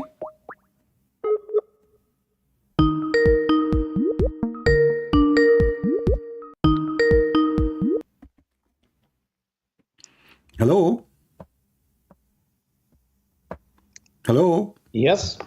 Yeah, go ahead. So you are against slavery, my friend? Yeah, of course I am. So the Quran approves slavery or not? Yeah, who told you I am a potato? Okay, So you what? assume, So right? you are against the Quran? Yeah. Oh, you are a Muslim against the Quran. No, I'm not a Muslim. Who told you I'm So Muslim? what is your religion? Does it matter to you? It matter because we are talking about religion. Why not? Do you have a secret religion? Yeah, let it be secret. So what is your religion, if you don't mind? It is a secret religion. Ah, it's a secret. Okay. Well, I'm going to have a secret conversation with you then. I don't have time for kids. You know, I said to myself, a Muslim taking my call, that is that's my lucky day. It turned to be the guy, he already left Islam. Potato. You see, if you go in the Old Testament, we are talking about people thousands and thousands of years ago. And we are talking about the nation themselves, they've been enslaved. Those people, they themselves been enslaving them. The nation of, actually even the story mentioned in the Quran. The Jews been enslaved. So when we talk about the rule of war, at that time, we are talking about they themselves, they were victims of slavery. Their enemy took their women, their children, even they took their Torah. They destroyed their towns and their cities. And the Jews, they practice eye for an eye. What you do to me, I do to you. So when you say, how come the Jews, they can't do that? The Jews did not take sex slaves. You're a liar.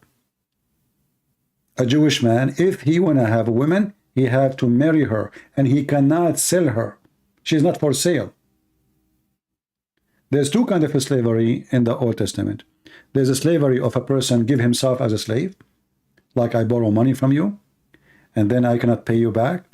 Then I offer my service for you for a maximum of 7 years. You cannot sell me, you cannot buy me, you cannot do anything. This is not for sale. And there's other form of slavery, which is from the war. Now, you can come with like different form of slavery, but we are talking about thousands of years ago, and those people, they are surviving. This is why if a person, he broke a tooth of his slave, he have to release him. He have to free him. If they capture women from the enemy, they force her to shave so the man will not be tempted by her beauty. And if he want to have her, he have to marry her, not to rape her. In the Quran, you can rape the women. You know, always when we understand things, you have to judge. I don't judge Muhammad because he have slaves. No. I judge Muhammad for he have evil intention of slavery. I can say the guy, he is born in a society, well, everybody have a slave. Abraham himself have a slave. Abraham himself have a slave. But he married her as a slave. And he have a child from her. Muhammad, he ordered his men to go and attack the neighbors just for the sake of a blondie woman. He said, attack the Roman so you can get the blondie girls.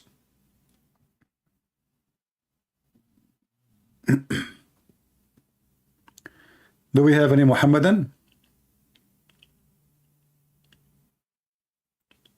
There's a guy, his name is Daniel. He said in the video, which one is better, to own somebody or to rent somebody? So according to him, to own somebody is better than renting somebody. This is today. We're not talking about centuries ago. Anyway, if you are here first time, don't forget to subscribe. And if you have a Muslim cleric, a sheikh with long beard, big beard, he have the courage to come and debate me. You will treat him nicely. I will call him, or he can call me, and let the whole world judge. We have Safaraz calling. Hey Safaraz, how are you? Hello, mister. You okay, yeah? Yeah, I'm okay. Are you? Good. Why you are okay, Safaraz? What happened?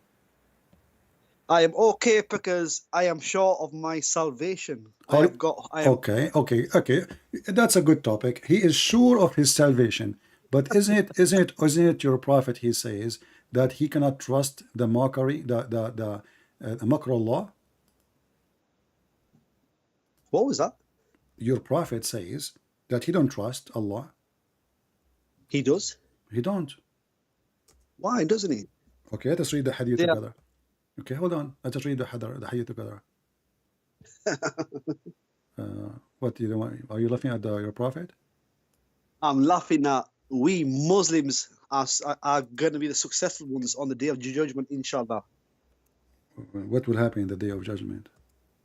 On the day of judgment is going to be 50,000 years for you disbelievers and a few hours for us lot. So The Muslims and being so the Quran is lying. no, Because the Quran says وَمَا مِنْكُمْ إِلَّا وَرِدُهَا. Do you understand what it says? if you say it English, You are a person who speak to Allah in Arabic, but you don't know what I said. but I'm not. But I'm not Arab. Okay, don't waste my time. Read with me. It's in the screen. On the screen. Yeah.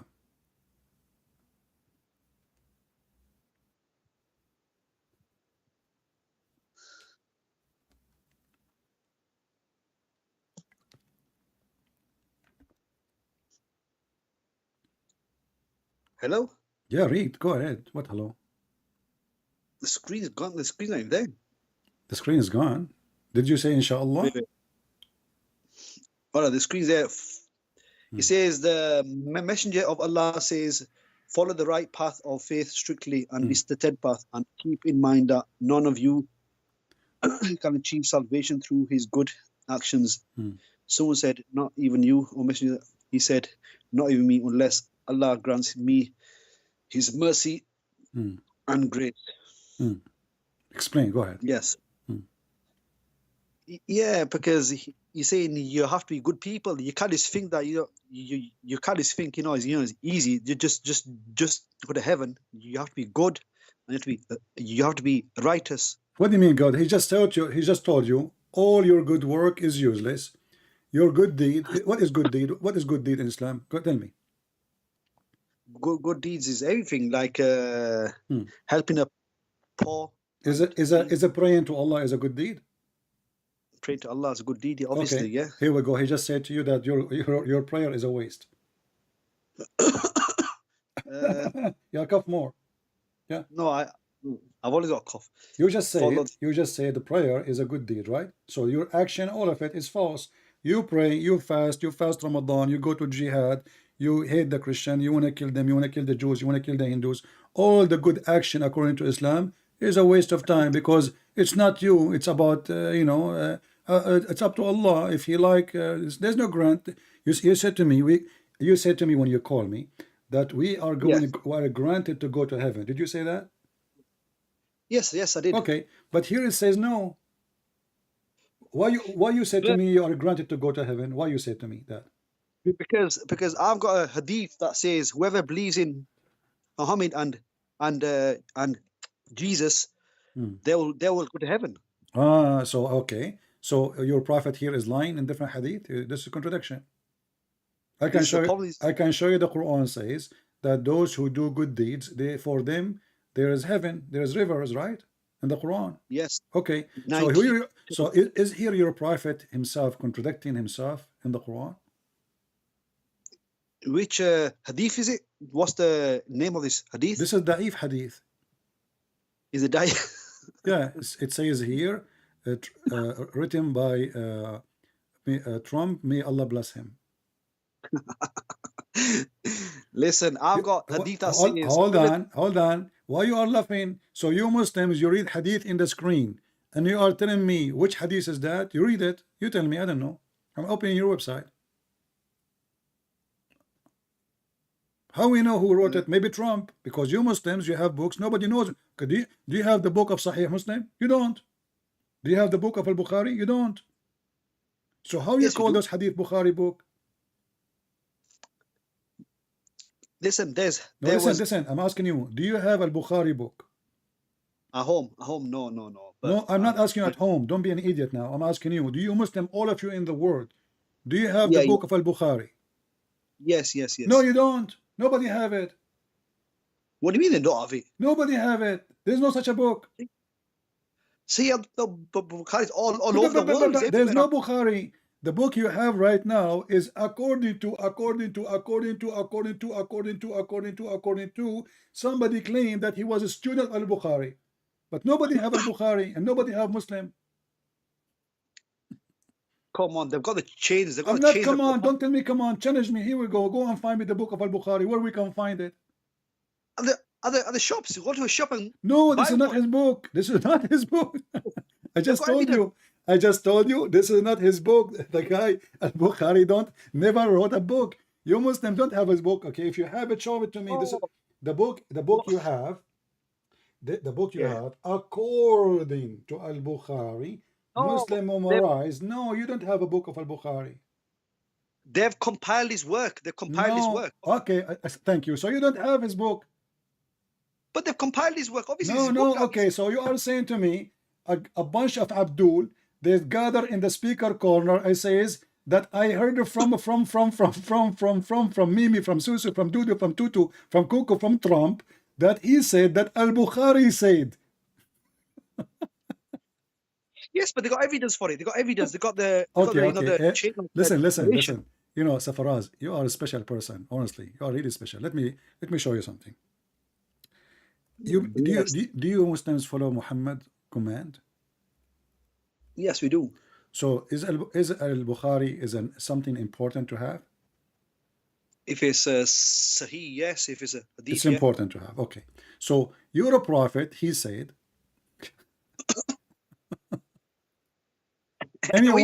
Anyone who write from me anything beside the Quran, he should erase it.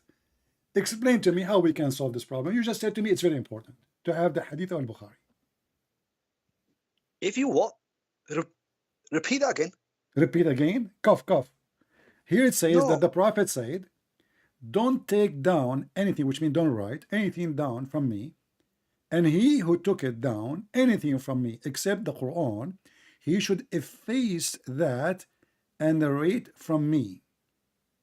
So only Quran we can write down. Do not take down anything from me, and he took down anything from me, except the Quran. He should see the narrate for me. There is no harm in it, and he who attribute any falsehood to me, and he should not efface. How smart you Muslims are. Do not take down anything from me, and he took down it from me, except the Quran. He should efface it and narrate from me. A great example of stupidity. Your prophet just told you don't write hadith, and then you said the prophet said don't write hadith. But isn't this is a hadith itself? I mean, the guy, he just told you don't write anything I say except the Quran, and then you Muslim, you write hundreds of books about the hadith, yet the prophet said don't write. And not only that, would make it more stupid. I mean, they are writing what he just said about not to write. He told you don't write what I say. But it says there there is no harm in it. What do you mean no harm? It says efface it. It says efface it. Yeah, but so why did it say for there No, is no speak harm? about me, but don't write down about me. Speak about me, no problem. Hadithu anni. He didn't say write there's about harm. me. No, but he's saying you can write, but he says don't attribute any. No. He says don't write. Read carefully. Abdul, listen. Don't take down anything from me. And then he who took it down, anything from me except the Quran, he should efface. What efface mean? Yeah, take it away. Yeah. Erase, right? Erase, efface. It must be written, something written. Huh? You should face it. Yeah. Yeah, And so then- all your history about your prophet is a fraud. He should efface that and narrate from me. But he says he should efface that and narrate from me.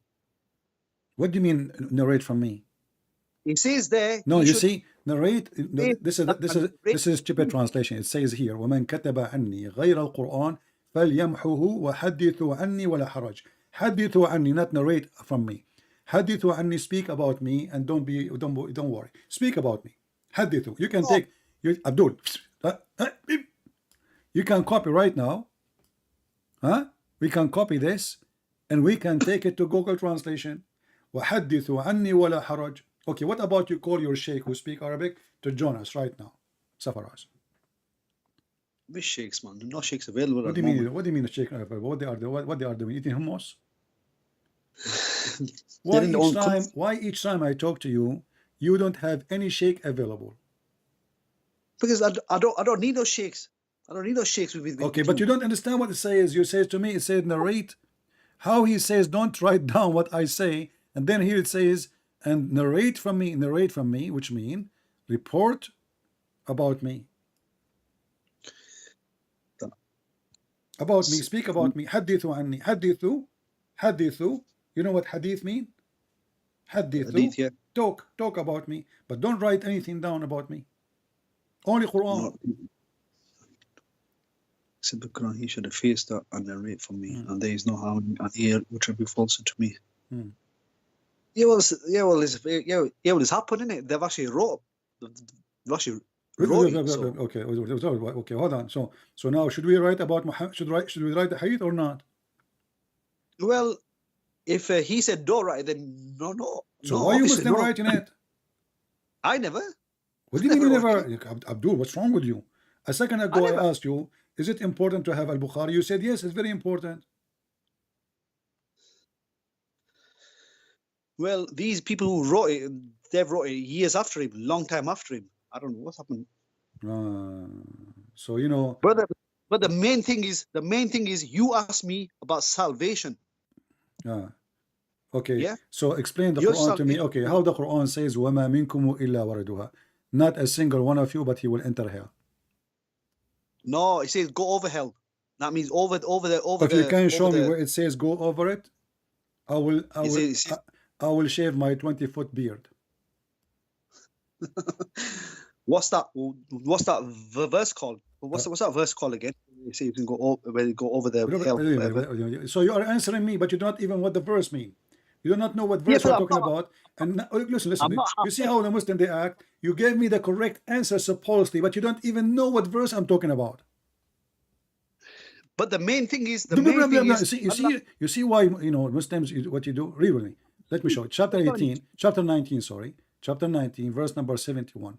وَمَا مِنْكُمُ إِلَّا وَارِدُهَا. Not a single one of you, but he will enter hell. Shall we go and read the interpretation? Mansour, he said to me, why you don't read the interpretation? What do you think? Shall we go to the interpretation? Put in English, please. Shall we go and read the interpretation? Yes or no? Yes, no. Put the verse in English, I said. In English, it says you will pass over it. In Yusuf Ali translation. Over it, yeah? Over it. Okay, what is the word over it in the Arabic Quran? No. You don't teach the Arab scholars. Arab scholars say they'll go over it. Yusuf, go over it. Did you watch the video of Yasser Qadi? He was saying that Yusuf Ali don't speak Arabic? Okay, Yasser Qadi. I don't care about him. He's not a scholar. Okay, here we go. I changed the translator. It says pass through it. This is translation of Wahyuddin Khan. I just changed the translator. Look what happened. The new Quran now. It says there's not one of you but shall pass through it. Pass over it. It says over it. No, through it. Read it. Wahidun. Why on earth are you going to Wahidun for? It says, read, it says, and they're not one of you but shall pass through it. It's a decree from Allah. One verse says go through it, and most of them say goes over it. What verse? There's only one verse, idiot. What we're talking about? There's only one verse. These. Shall we go and read the interpretation? Is that okay? Sahih International. That's the one that What's Sahih International? What's Sahih? We're reading Quran, Abdul. What's Sahih International? What's wrong with you? You want translation of Sahih International? Sahih International, yeah, that is a main one. That's a main. Okay, let's go to Sahih International. Hold on. So you accept Sahih International? Yeah. Yeah. Are you sure? Yeah. Read it. This is Sahih International. Yeah. What you will do now? But there's not even pass through it. Pass through it. But what does pass through it says, and there is none of you except he will come to it. This is the one you like. This is Sahih International Translation. Right, let me read it. And there is none will come to it. It says he will come to it. Okay, come to it. What does that mean? Wait, You are coming to hell. Welcome to hell, Wait. brother. Welcome to hell. You will come to it. You are a liar. You are are a coming. liar. You are coming to it. Coming to where? To hell. No, it doesn't say go in. They're going to pass over hell. That's a hadith. What pass over it? It says coming to it. But coming to it does not mean going in it. What? You are coming to hell. You are not coming to. You are not going to hell. Mispoinder. You are mispoinder. Okay. Abdul, listen. Why we don't read the interpretation? What's wrong? Brother, we know from our scholars who always teach this verse. They say we're going to pass over. No problem. As long as you mention, the scholars. Let us see the scholars. Can we? Why you keep saying the word scholar, but you don't want me to show you the scholars? But my teacher tells me is me over a bridge, over hell. Ibn Abbas is the highest scholar ever. He's the cousin of your prophet, correct? Yeah. Okay, read carefully what it says, Ibn Abbas.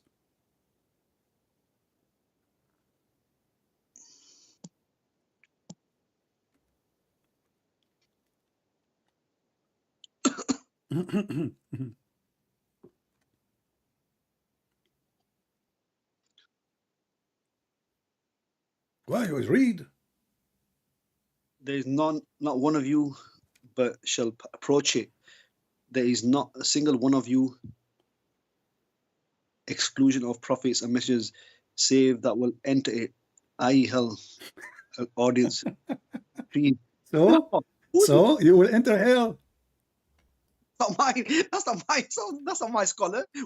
This is Ibn Abbas. This is the only real scholar. The rest are potatoes. This is the cousin of your prophet, and your prophet, he prayed to Allah. He says, may Allah make Ibn Abbas the ink of knowledge of Islam. So are you saying to me your prophet, he chose him wrongly? Oh, you're laughing at Muhammad now? Safaraz, shame on you. See, there's many of this verse. Safaraz, what your dad and your mom will say about you laughing at your prophet? Come on. Listen, you have to understand, you have to go to the verse. What understand? It says, did Ibn Abbas, is he a Muslim or is a Jew? He was Muslim, obviously. Okay. Is he the cousin of your prophet? Yes or no? Yes. Okay. Is he the uncle or the cousin? Forget about this one. So that he will enter, i.e. hell. Well, we've questioned our graduation, not even single one of you, but he will enter hell. Listen, Zafar, honestly, I like speaking to you because you are a person of knowledge. And what is driving me not that the Quran discover things nobody knows. I heard that. I don't know. Do you know anything the Quran discover nobody knows? Besides that Muslim will go to hell? The Big Bang is in the Quran. The Big Bang. Where is in the Quran the Big Bang? I'm not a half-first I know verses by heart. That's him. So you don't remember the Quran, you remember the word Big Bang? The doctor Zakir next to half-first. Ask him. Zakura Nayuka. Okay, he said. Oh boy. What is the word? What is the Big Bang in the Quran? You Muslims are really crazy. Okay, hold on. So according to the Big Bang, how many million years it took the Big Bang to happen? Billion years, right? Billions. All right. Yes. So it's not Saturday and Sunday and etc., right?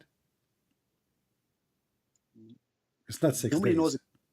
What do you mean? There were no such days at that time. There were no days at that time. Okay, but do you confirm what the atheists, they say it is billions of years? Do you agree with them? I don't agree with no atheists. Atheists are hypocrites. So you agree with who? The one who came with the Big Bang is the atheist. No. They don't. It was in the Quran already.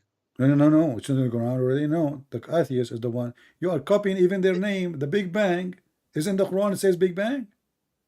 But the description does the Quran say the sentence or the phrase Big Bang, or this is what the atheists they say? Yeah, it's the same kind so of the thing. Big Bang, it took millions of years, hundreds of millions of years, billions of years, And you said you agree with that, correct? Nobody knows exact. So years, it's not exact. 6 days. It's not 6 days. Do you agree or not? Not 6 days. What do you mean it's not 6 So days? do you No, believe in no. the Big Bang, or you believe in 6 days of creation? We believe that the heaven and earth was one joint entity, and it exploded, and Okay. everything was created. In the Quran it says that? Chapter 9, I think it's chapter 9, verse 30. I don't know which verse it is. One of the verses. It says, heaven and earth one, and we made it. So in the Quran it says that there used to be one entity and they exploded? Yes. The heaven and earth. That's deep. How come I never heard You know, this before? Well, I don't know where you're living and which cave you're living in. Okay. Well, if you can show me the word exploded in the verse, I will explode live on air. Can you show it to me?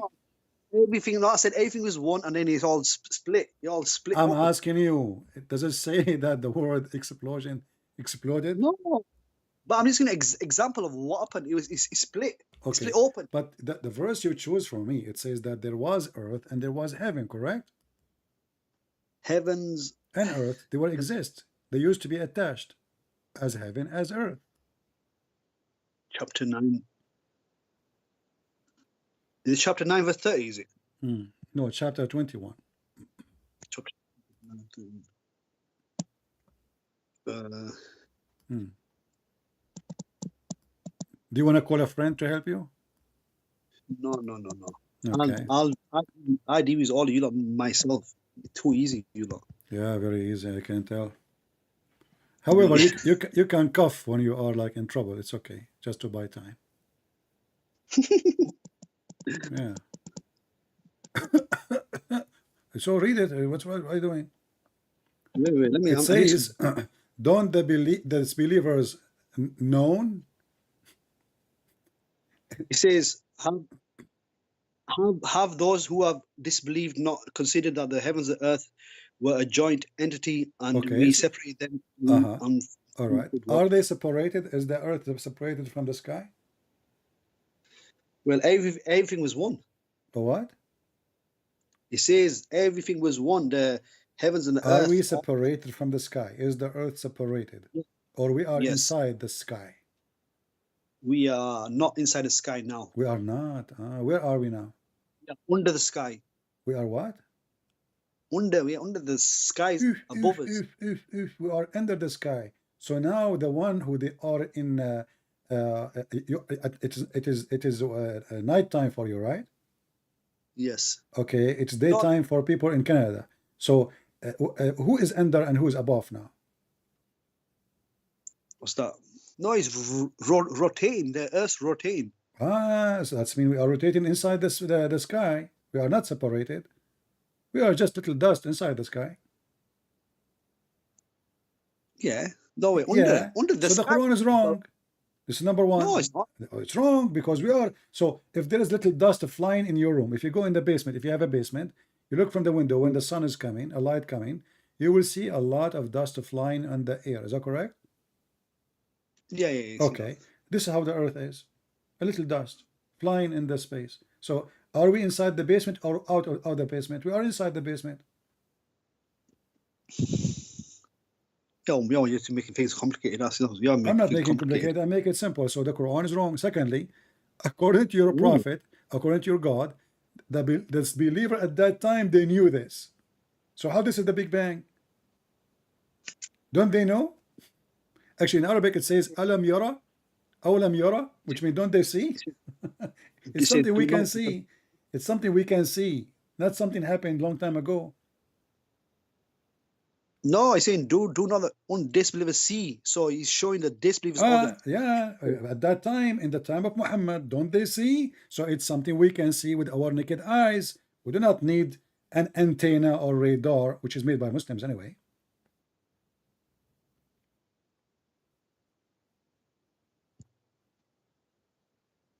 Which one Allah created first, Safaraz? The earth or the heaven? No, he created the universe, the earth, then earth. No, my question is very simple. Don't give me, the prophet said to his wife, and one of the wives, she said to the other wife, and the other wife told the other wife, not to tell the other wife about what the prophet says about the wife. So listen carefully. Which one Allah created first? The sky or the earth? I'm sure the sky, they didn't. It's the sky, I'm sure. The moon, Are you the sure? stars. Are you sure?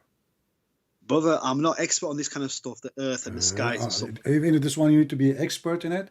You're expert in what? Do you change all your car by yourself, or what do you do? You're expert in nothing. So why you call me? Each time you call me, you say to me, I am not expert. And you know, you want to talk to me about salvation. You're not even your God. Okay, hold on. I'm not going to ask you. I'm not going to ask you a question about science. I will ask you something very simple. Allah have 5 fingers. Why? No, that's not important for me. That's no. I want something. I'm giving you something very easy. Hold your fingers. 5 fingers. Allah have 5 fingers. Why? It doesn't matter. It doesn't matter if he's got 5. He's got 6, 7. Why not 6? It doesn't matter if he's got 100. How the Muslim they say nothing like Allah. Well, I have 5 fingers. Allah have 5 fingers. There's many animals have 5 fingers. So how Allah he shared the same with us? Why? But his things do not look like ours. Ah, he's got his own. Okay, hold on. So the fingers of Allah, he called them fingers, but they don't look like fingers. No. We can't comprehend how his things look like. You can't comprehend. Okay. Nope. Is Allah like a tree? Is Allah like a tree? No, not a tree. No. Okay. Is Allah like a light? No. Nothing can comprehend. Is Allah like a fire from olive tree? Listen, I told you before. Okay. You just said to me, no, but this is in the Quran. Allah, he said that he is the same as a tree, the same as a lamp in the niche, and the niche in the lamp, and the lamp firing from all the description I just told you. It's from the Quran. Allah says to us, there is nothing like him. All the description which you said to me, no, all those are from the Quran. You keep saying to me, no. I said, is Allah like a tree? You said no. I said, is Allah like, you said no. No, he's not. He's not like no tree. You're on drugs. Here we go. The Quran says so. Chapter 24, verse number 35. Allah, he said, he is, I told you, is Allah like a light? You said no. Is Allah like a tree? You said no. Is Allah like a lamp? You said no. Is he like lighting from fire from olive oil? You said no. But this is how Allah described himself in chapter 24, verse number 35. And you said no. The lamp is a glass, a brilliant, blessed, lift from a tree, blessed and all. Allah is the light of the heavens and the earth, the parable of this light. No. Don't be trying to playing games here, man. He's talking about the light. He's giving an example that he's a light of the world. I just said to you like. I did not say he is. I said like a tree. You said no. I said like a lamp. You said no. I said like olive oil. You said no. It's you who said no. Man. No, he's not. Come on, you know you misquoting the verse there. You're a joker. Okay, listen. No. Safaraz. By the way, what's Safaraz mean? Safaraz. Safrat means Safarat? Safrat? Safraz, I don't know what it means, to be honest. You do not know what your name means too? It doesn't matter what my name is. Living, man. Like you woke up in the morning, you find like what happened is it was an accident. Like your mom, she call you Safaraz. Didn't you ask her all your life? Why you call me such a name? What does that mean? Nobody asked the parents. What does my name mean? Okay, didn't you have a curiosity to know what your name means? It's a Muslim name. Simple. Safaraz is a Muslim name. Yeah. Since when? It's a Muslim name, isn't it? Okay, give me one of the companion. His name is Safaraz. Go ahead. Oh my word! How many companions? What do you mean or the shin of Allah? So you do not know. You are saying things you do not know. Okay, forget about this. I want you. We have 1,300, 400 people listening. Can you give me one clear proof that Muhammad is a prophet? One clear proof. Yeah. The best, the most strong one. The Quran is there, but I think you have to go to Isaiah 42. Isaiah. You're gonna run for Isaiah 42. You're gonna run for that. Okay, no, we can read it, no problem. But Isaiah 42 is about your prophet or about God? About the prophet. He says, my servant My servant. Ah, this is about my servant. Ah, and My who is servant. and who Listen is to me, listen. okay? Hold on, hold on, hold on, hold on. So you are saying Oh, to you're not me, listen, listening. sorry. You are saying to me that you Muslim could not find the proof of your prophet in your book, but you are trying to find our book, which you Muslim keep saying is corrupted. He's in the Quran, but the thing is, you are Okay, not so gonna. I'm asking you now, can you give me a proof that your prophet is a prophet? Well, it says it in the Quran. Where? Allah Where? says it. I can say, I can make my Quran says I'm a prophet too. What do prophet mean? Prophet means somebody he prophesy, correct? A prophet means he prophesied. Yeah, he Okay, did. He what did. what is the prophecies of Muhammad in the Quran? Is they're not in the Quran? They're in the Hadiths. So the prophecies of the prophet is not in the Quran. So what's the point of the Yeah. Quran then? The Quran is from Allah's speech. The Hadith is from His speech. Exactly. But the prophecy, in order to come to Muhammad, it have to come from Allah, Allah's speech. Prophecy is Allah's speech. But the Hadith is like the New Testament. Jesus Abdul, speaks the New we Testament. just showed you your prophet saying that he said, don't write what I say, only the Quran. So if there is a prophecy of your prophet, should be in the Quran. Okay, I found a prophecy. I need you to help me. Is it true? Somebody said to me, I don't know if it's true or not, that hail comes from mountains in heaven. Is that correct? Yeah. It's true? There's mountains in heaven? Have hail? Mountains in heaven. There's a lot of description in heaven. There's a lot of description. This is not the question. I'm asking you where hail is coming from. Is it coming from the cloud or from mountains in heaven? Wait. I'm just putting my phone on. Do you wanna cough? No, I'm just putting my phone on charge. Yeah. Right. Can you please just ask me that again, please? Okay. Where hail is coming from? Hell. Is it coming from mountains in heaven or from the cloud? Hell, he said. Hail, like ice. Hail. Oh, hail. Uh-huh. It comes from the sky, I'm showing it. That's deep. Okay. I know from the sky. This is not the question. The question is it coming from mountains in the sky and Allah break it pieces and throw it at us? Or it happened between the cloud because of cold What's air? That got to do with Isaiah 42? Huh? What is this got to do with Isaiah? You've changed subject. I told you Isaiah 42. This is our book, not your book. I said, prove to me that Muhammad is a prophet in the Quran. So a prophet, listen, a prophet, he says things is true. Is that correct? Of course he does. Okay, but your prophet is a potato. Here we go, chapter 24, verse number 43. He claimed that Allah, he sent the hail from mountains in heaven. He break it pieces and he throw it at the one he don't like. Ouch, I just got one hail in my head. So for us, your prophet is a potato. How in the world he says such a statement? Hail is coming from mountains in heaven, and Allah, he break it pieces and he throw it at the one he don't like? And he sends down from the sky hail like mountains in heaven's mountains and hills from where he sends down hail and strike them adverts from hails. No. This hail is not the ice. This is the hail. What is that? What is that? Rocks. It's rock. It says hail. No, the hail means hails of rocks. Stones from the okay, what interpretation says that? You are a deceiver. You're a big deceiver. What interpretation says that, Safaraz? Everybody's laughing at you. Give me the name. Do Ibn Kathir agree with you? Do Ibn Kathir agree with you? Huh? Again, Ibn Kathir, the hail does not just mean ice. Is Al-Qurtubi agree with you? Who is the one agree with you? All of them, they say this is hail. What translation you want? What translation you want? You said to me you want Sahih International, right? Let's go to Sahih International. I mean, it's in Arabic, it's so clear. It is hail coming from mountains from heaven.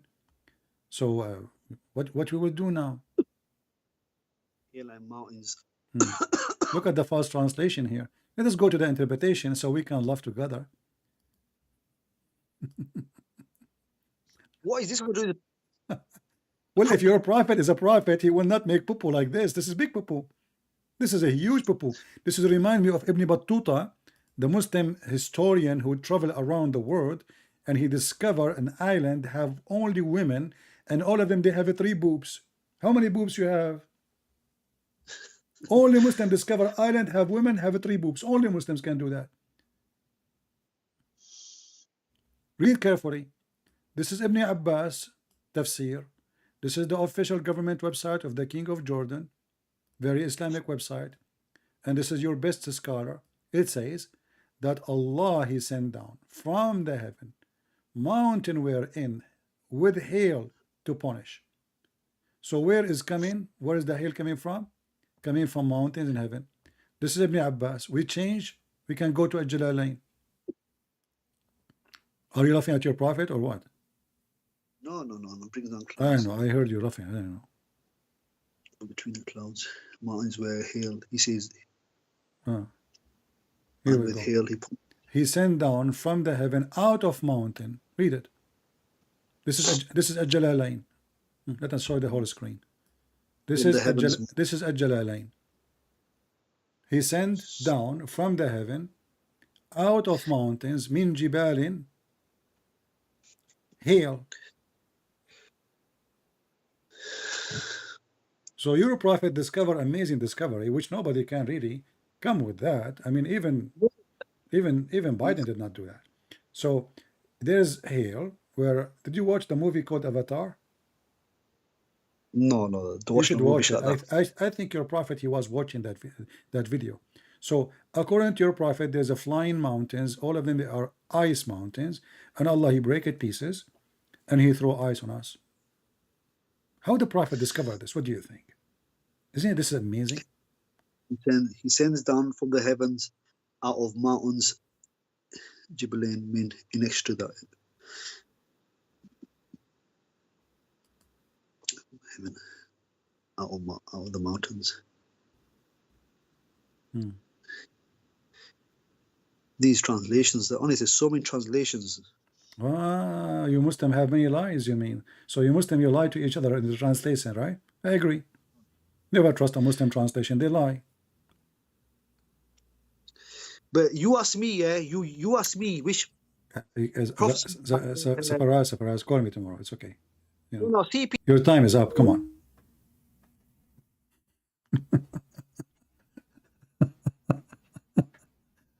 I feel sorry for you. Why you don't bring your sheikh to call me? I mean, that said, the prophet is a prophet. He is the one who discovered that women have a semen coming from their breast. That's why I'm still single. You don't want to go to the bedroom. Your wife should take off her bra. What the heck? She have a breast testicles. Hell no. The only prophet who discovered that women have a sperm coming from their ribs and where the top ribs. I mean, the women really are hiding secret from us. And we men, we think that we are the one who have testicles only. It turned to be that women testicles are way bigger. And not only that, they do plastic surgery for them too. And they make them bigger and bigger and bigger to the point they can smash a concrete with it. Did you see the bodyguard of Al-Qaddafi? She had big, huge boobs, man. It turned to be those are testicles. Who discovered that except Prophet of Allah? Nobody can do that. And the sperm of the man is coming from the backbone. This is why once, by mistake, I hit somebody in his ass. Until now, he cannot have babies. I broke his backbone. Do you know the song? It says, backbone, backbone. What you gonna do? What you gonna do when I come for you? It's coming from Prophet Muhammad. Peace be upon him. The prophet who discovered that the earth is flat, and Allah, he put mountains in the top of it to make it not to shake. And he discovered that Suleiman, he have a flying carpet, can carry 600,000 chairs. I mean, come on. American airline, for the sake of the shin of Allah, can you buy one of those? I'm sick of your chair. They give you a chair in the size of a mosquito, and your legs cannot even fit in. 600,000 chairs in the top of a flying carpet of Suleiman. This is not fair. I mean, give us a part of it. The whole world will fly. I'm sure many of you is convinced that the Prophet of Allah is true prophet. If you did not subscribe yet, please subscribe for the sake of Safaraz, because Safaraz now will be upset if you don't subscribe. Safaraz? Yeah, okay. Safaraz saying, if you subscribe to Christian Prince, Allah will give you endless private part. I mean, Safaraz, how in the world do Muslim believe that your penis will be endless? How you can even walk with it? Are you going to walk backward? I mean, it's impossible to walk with such a penis. Do you think maybe you will put it in tires, like, you know, like, I don't know, caravan or something? Endless private part. What endless mean? You will hit the eye of Allah with it? You receive a phone call from the Chinese. What the heck? Let me ask my cousin Bruce to translate. Hey, Bruce. Bruce. By the way, Bruce Lee, his name Bruce Lee, because I had a fight with him and I made a lot of bruise on him. And since when did we call him Bruce Lee? You know, his originally is Lee, but we have a bruise on him now. So, and he became a Muslim, by the way. After he died, became a Muslim. True story. So Bruce Lee, what okay. So Bruce Lee is saying that the police of China is calling Safaraz, saying, move your penis. It's blocking the highway and the train. One Muslim penis can cause a chaos in the universe. Endless penis. And not only that, Muhammad, to make it fit, he says, and a vagina fit for that. So you can imagine how the vagina will be endless. That means the women, she have to be endless wide. Depth. How the vagina will be endless? I understand the penis going endless, but the vagina is fit for that? How? It is miracle. Prophet of Allah, he is the true prophet, and I invite you all to convert to Islam so you can, if you don't convert to Islam, I will do to you what I did to Bruce Lee. Bruise, brother, a lot of a bruise.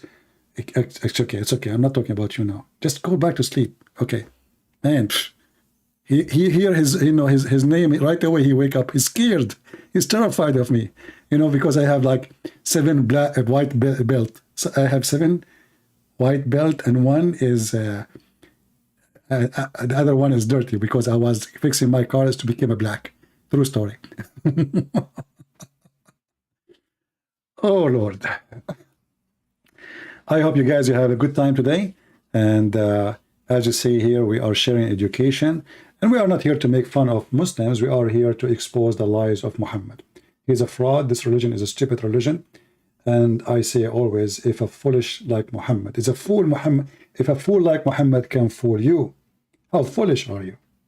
I mean, you have to be really, really suffering from mental illness. So we cannot agree more that Muhammad is the most obvious, false, stupid prophet. And we challenge all the Muslims around the world. Live challenge. I go live on air. I make my challenge live. I do not need to prepare for a topic, for a question, for a debate. They need to prepare, for they are false, for they have no knowledge, for they have no answer, for they cannot debate. If you are really a true follower of your God, then you can call me. Somebody is saying your God is immoral. I can show you. My friend, you are going to talk about immoral. Your God, Allah, is dead. Prove me wrong. According to the Quran, Jesus is alive. And you are saying to me your God is immoral. If you are speaking about ethic, your God, Allah, He allow you to have sex with your daughter. And you are talking, I don't know, Muslims, they say things, we laugh at it. And even you Muslims are waiting for the coming Messiah. It's amazing. We are debating about how idiot Muhammad is, yet we and the Muslims are waiting for the coming Messiah. Isn't it amazing his name? Isn't it amazing his glory, that even the devil could not deny him? And he have to admit that the Messiah is the one who will save the world. When the Messiah come at the end of the time, he will do what?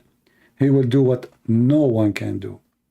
Even Muhammad, he could not deny that the one who will be victorious is the one who come at the end.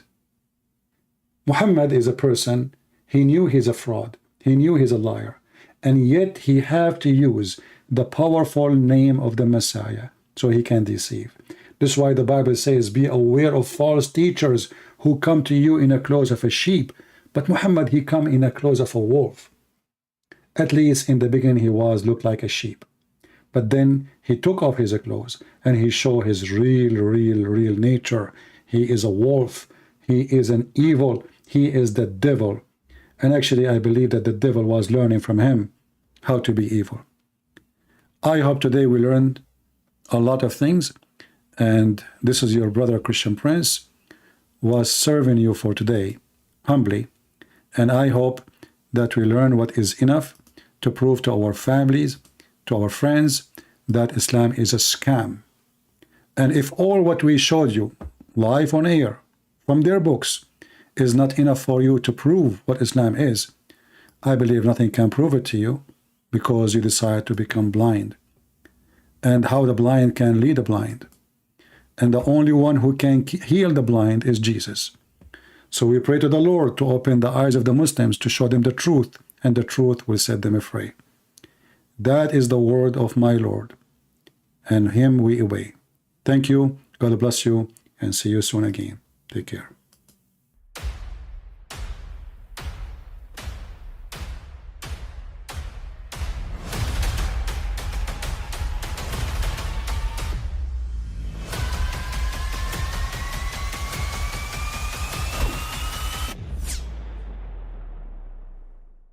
But I mean, again, he doesn't know who Gabriel is, right?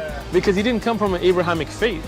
The people of Mecca were pagan. The Quran is mentioned, if this book was from other than God, they would have found in it many contradictions. If a book is without contradictions, that has no bearing on whether it comes from God or not. I've had phone books that are inerrant, but I certainly don't think God gave them. That we believe without understanding. The brother asked a very important question, that most of the scholars say that listening to music, watching movies, and most of the television programs, they're haram. So how can we have fun? Let me tell you, brother, at the outset, that having fun is permitted in Islam as long as the fun is halal fun. That the standard narrative has holes in it. The Prophet tells us because Satan or the devil sleeps over our nostrils. Those who oversleep and not pray Fajr on time, Satan urinates in their ears. I really do think Jesus was crucified and that he really was dead and buried. He thought that he was a son of God in the sense that he was specially chosen by God. I think Jesus really did think he was going to be the Messiah, the future king of Israel. I mean, that is, after all, why they crucified him.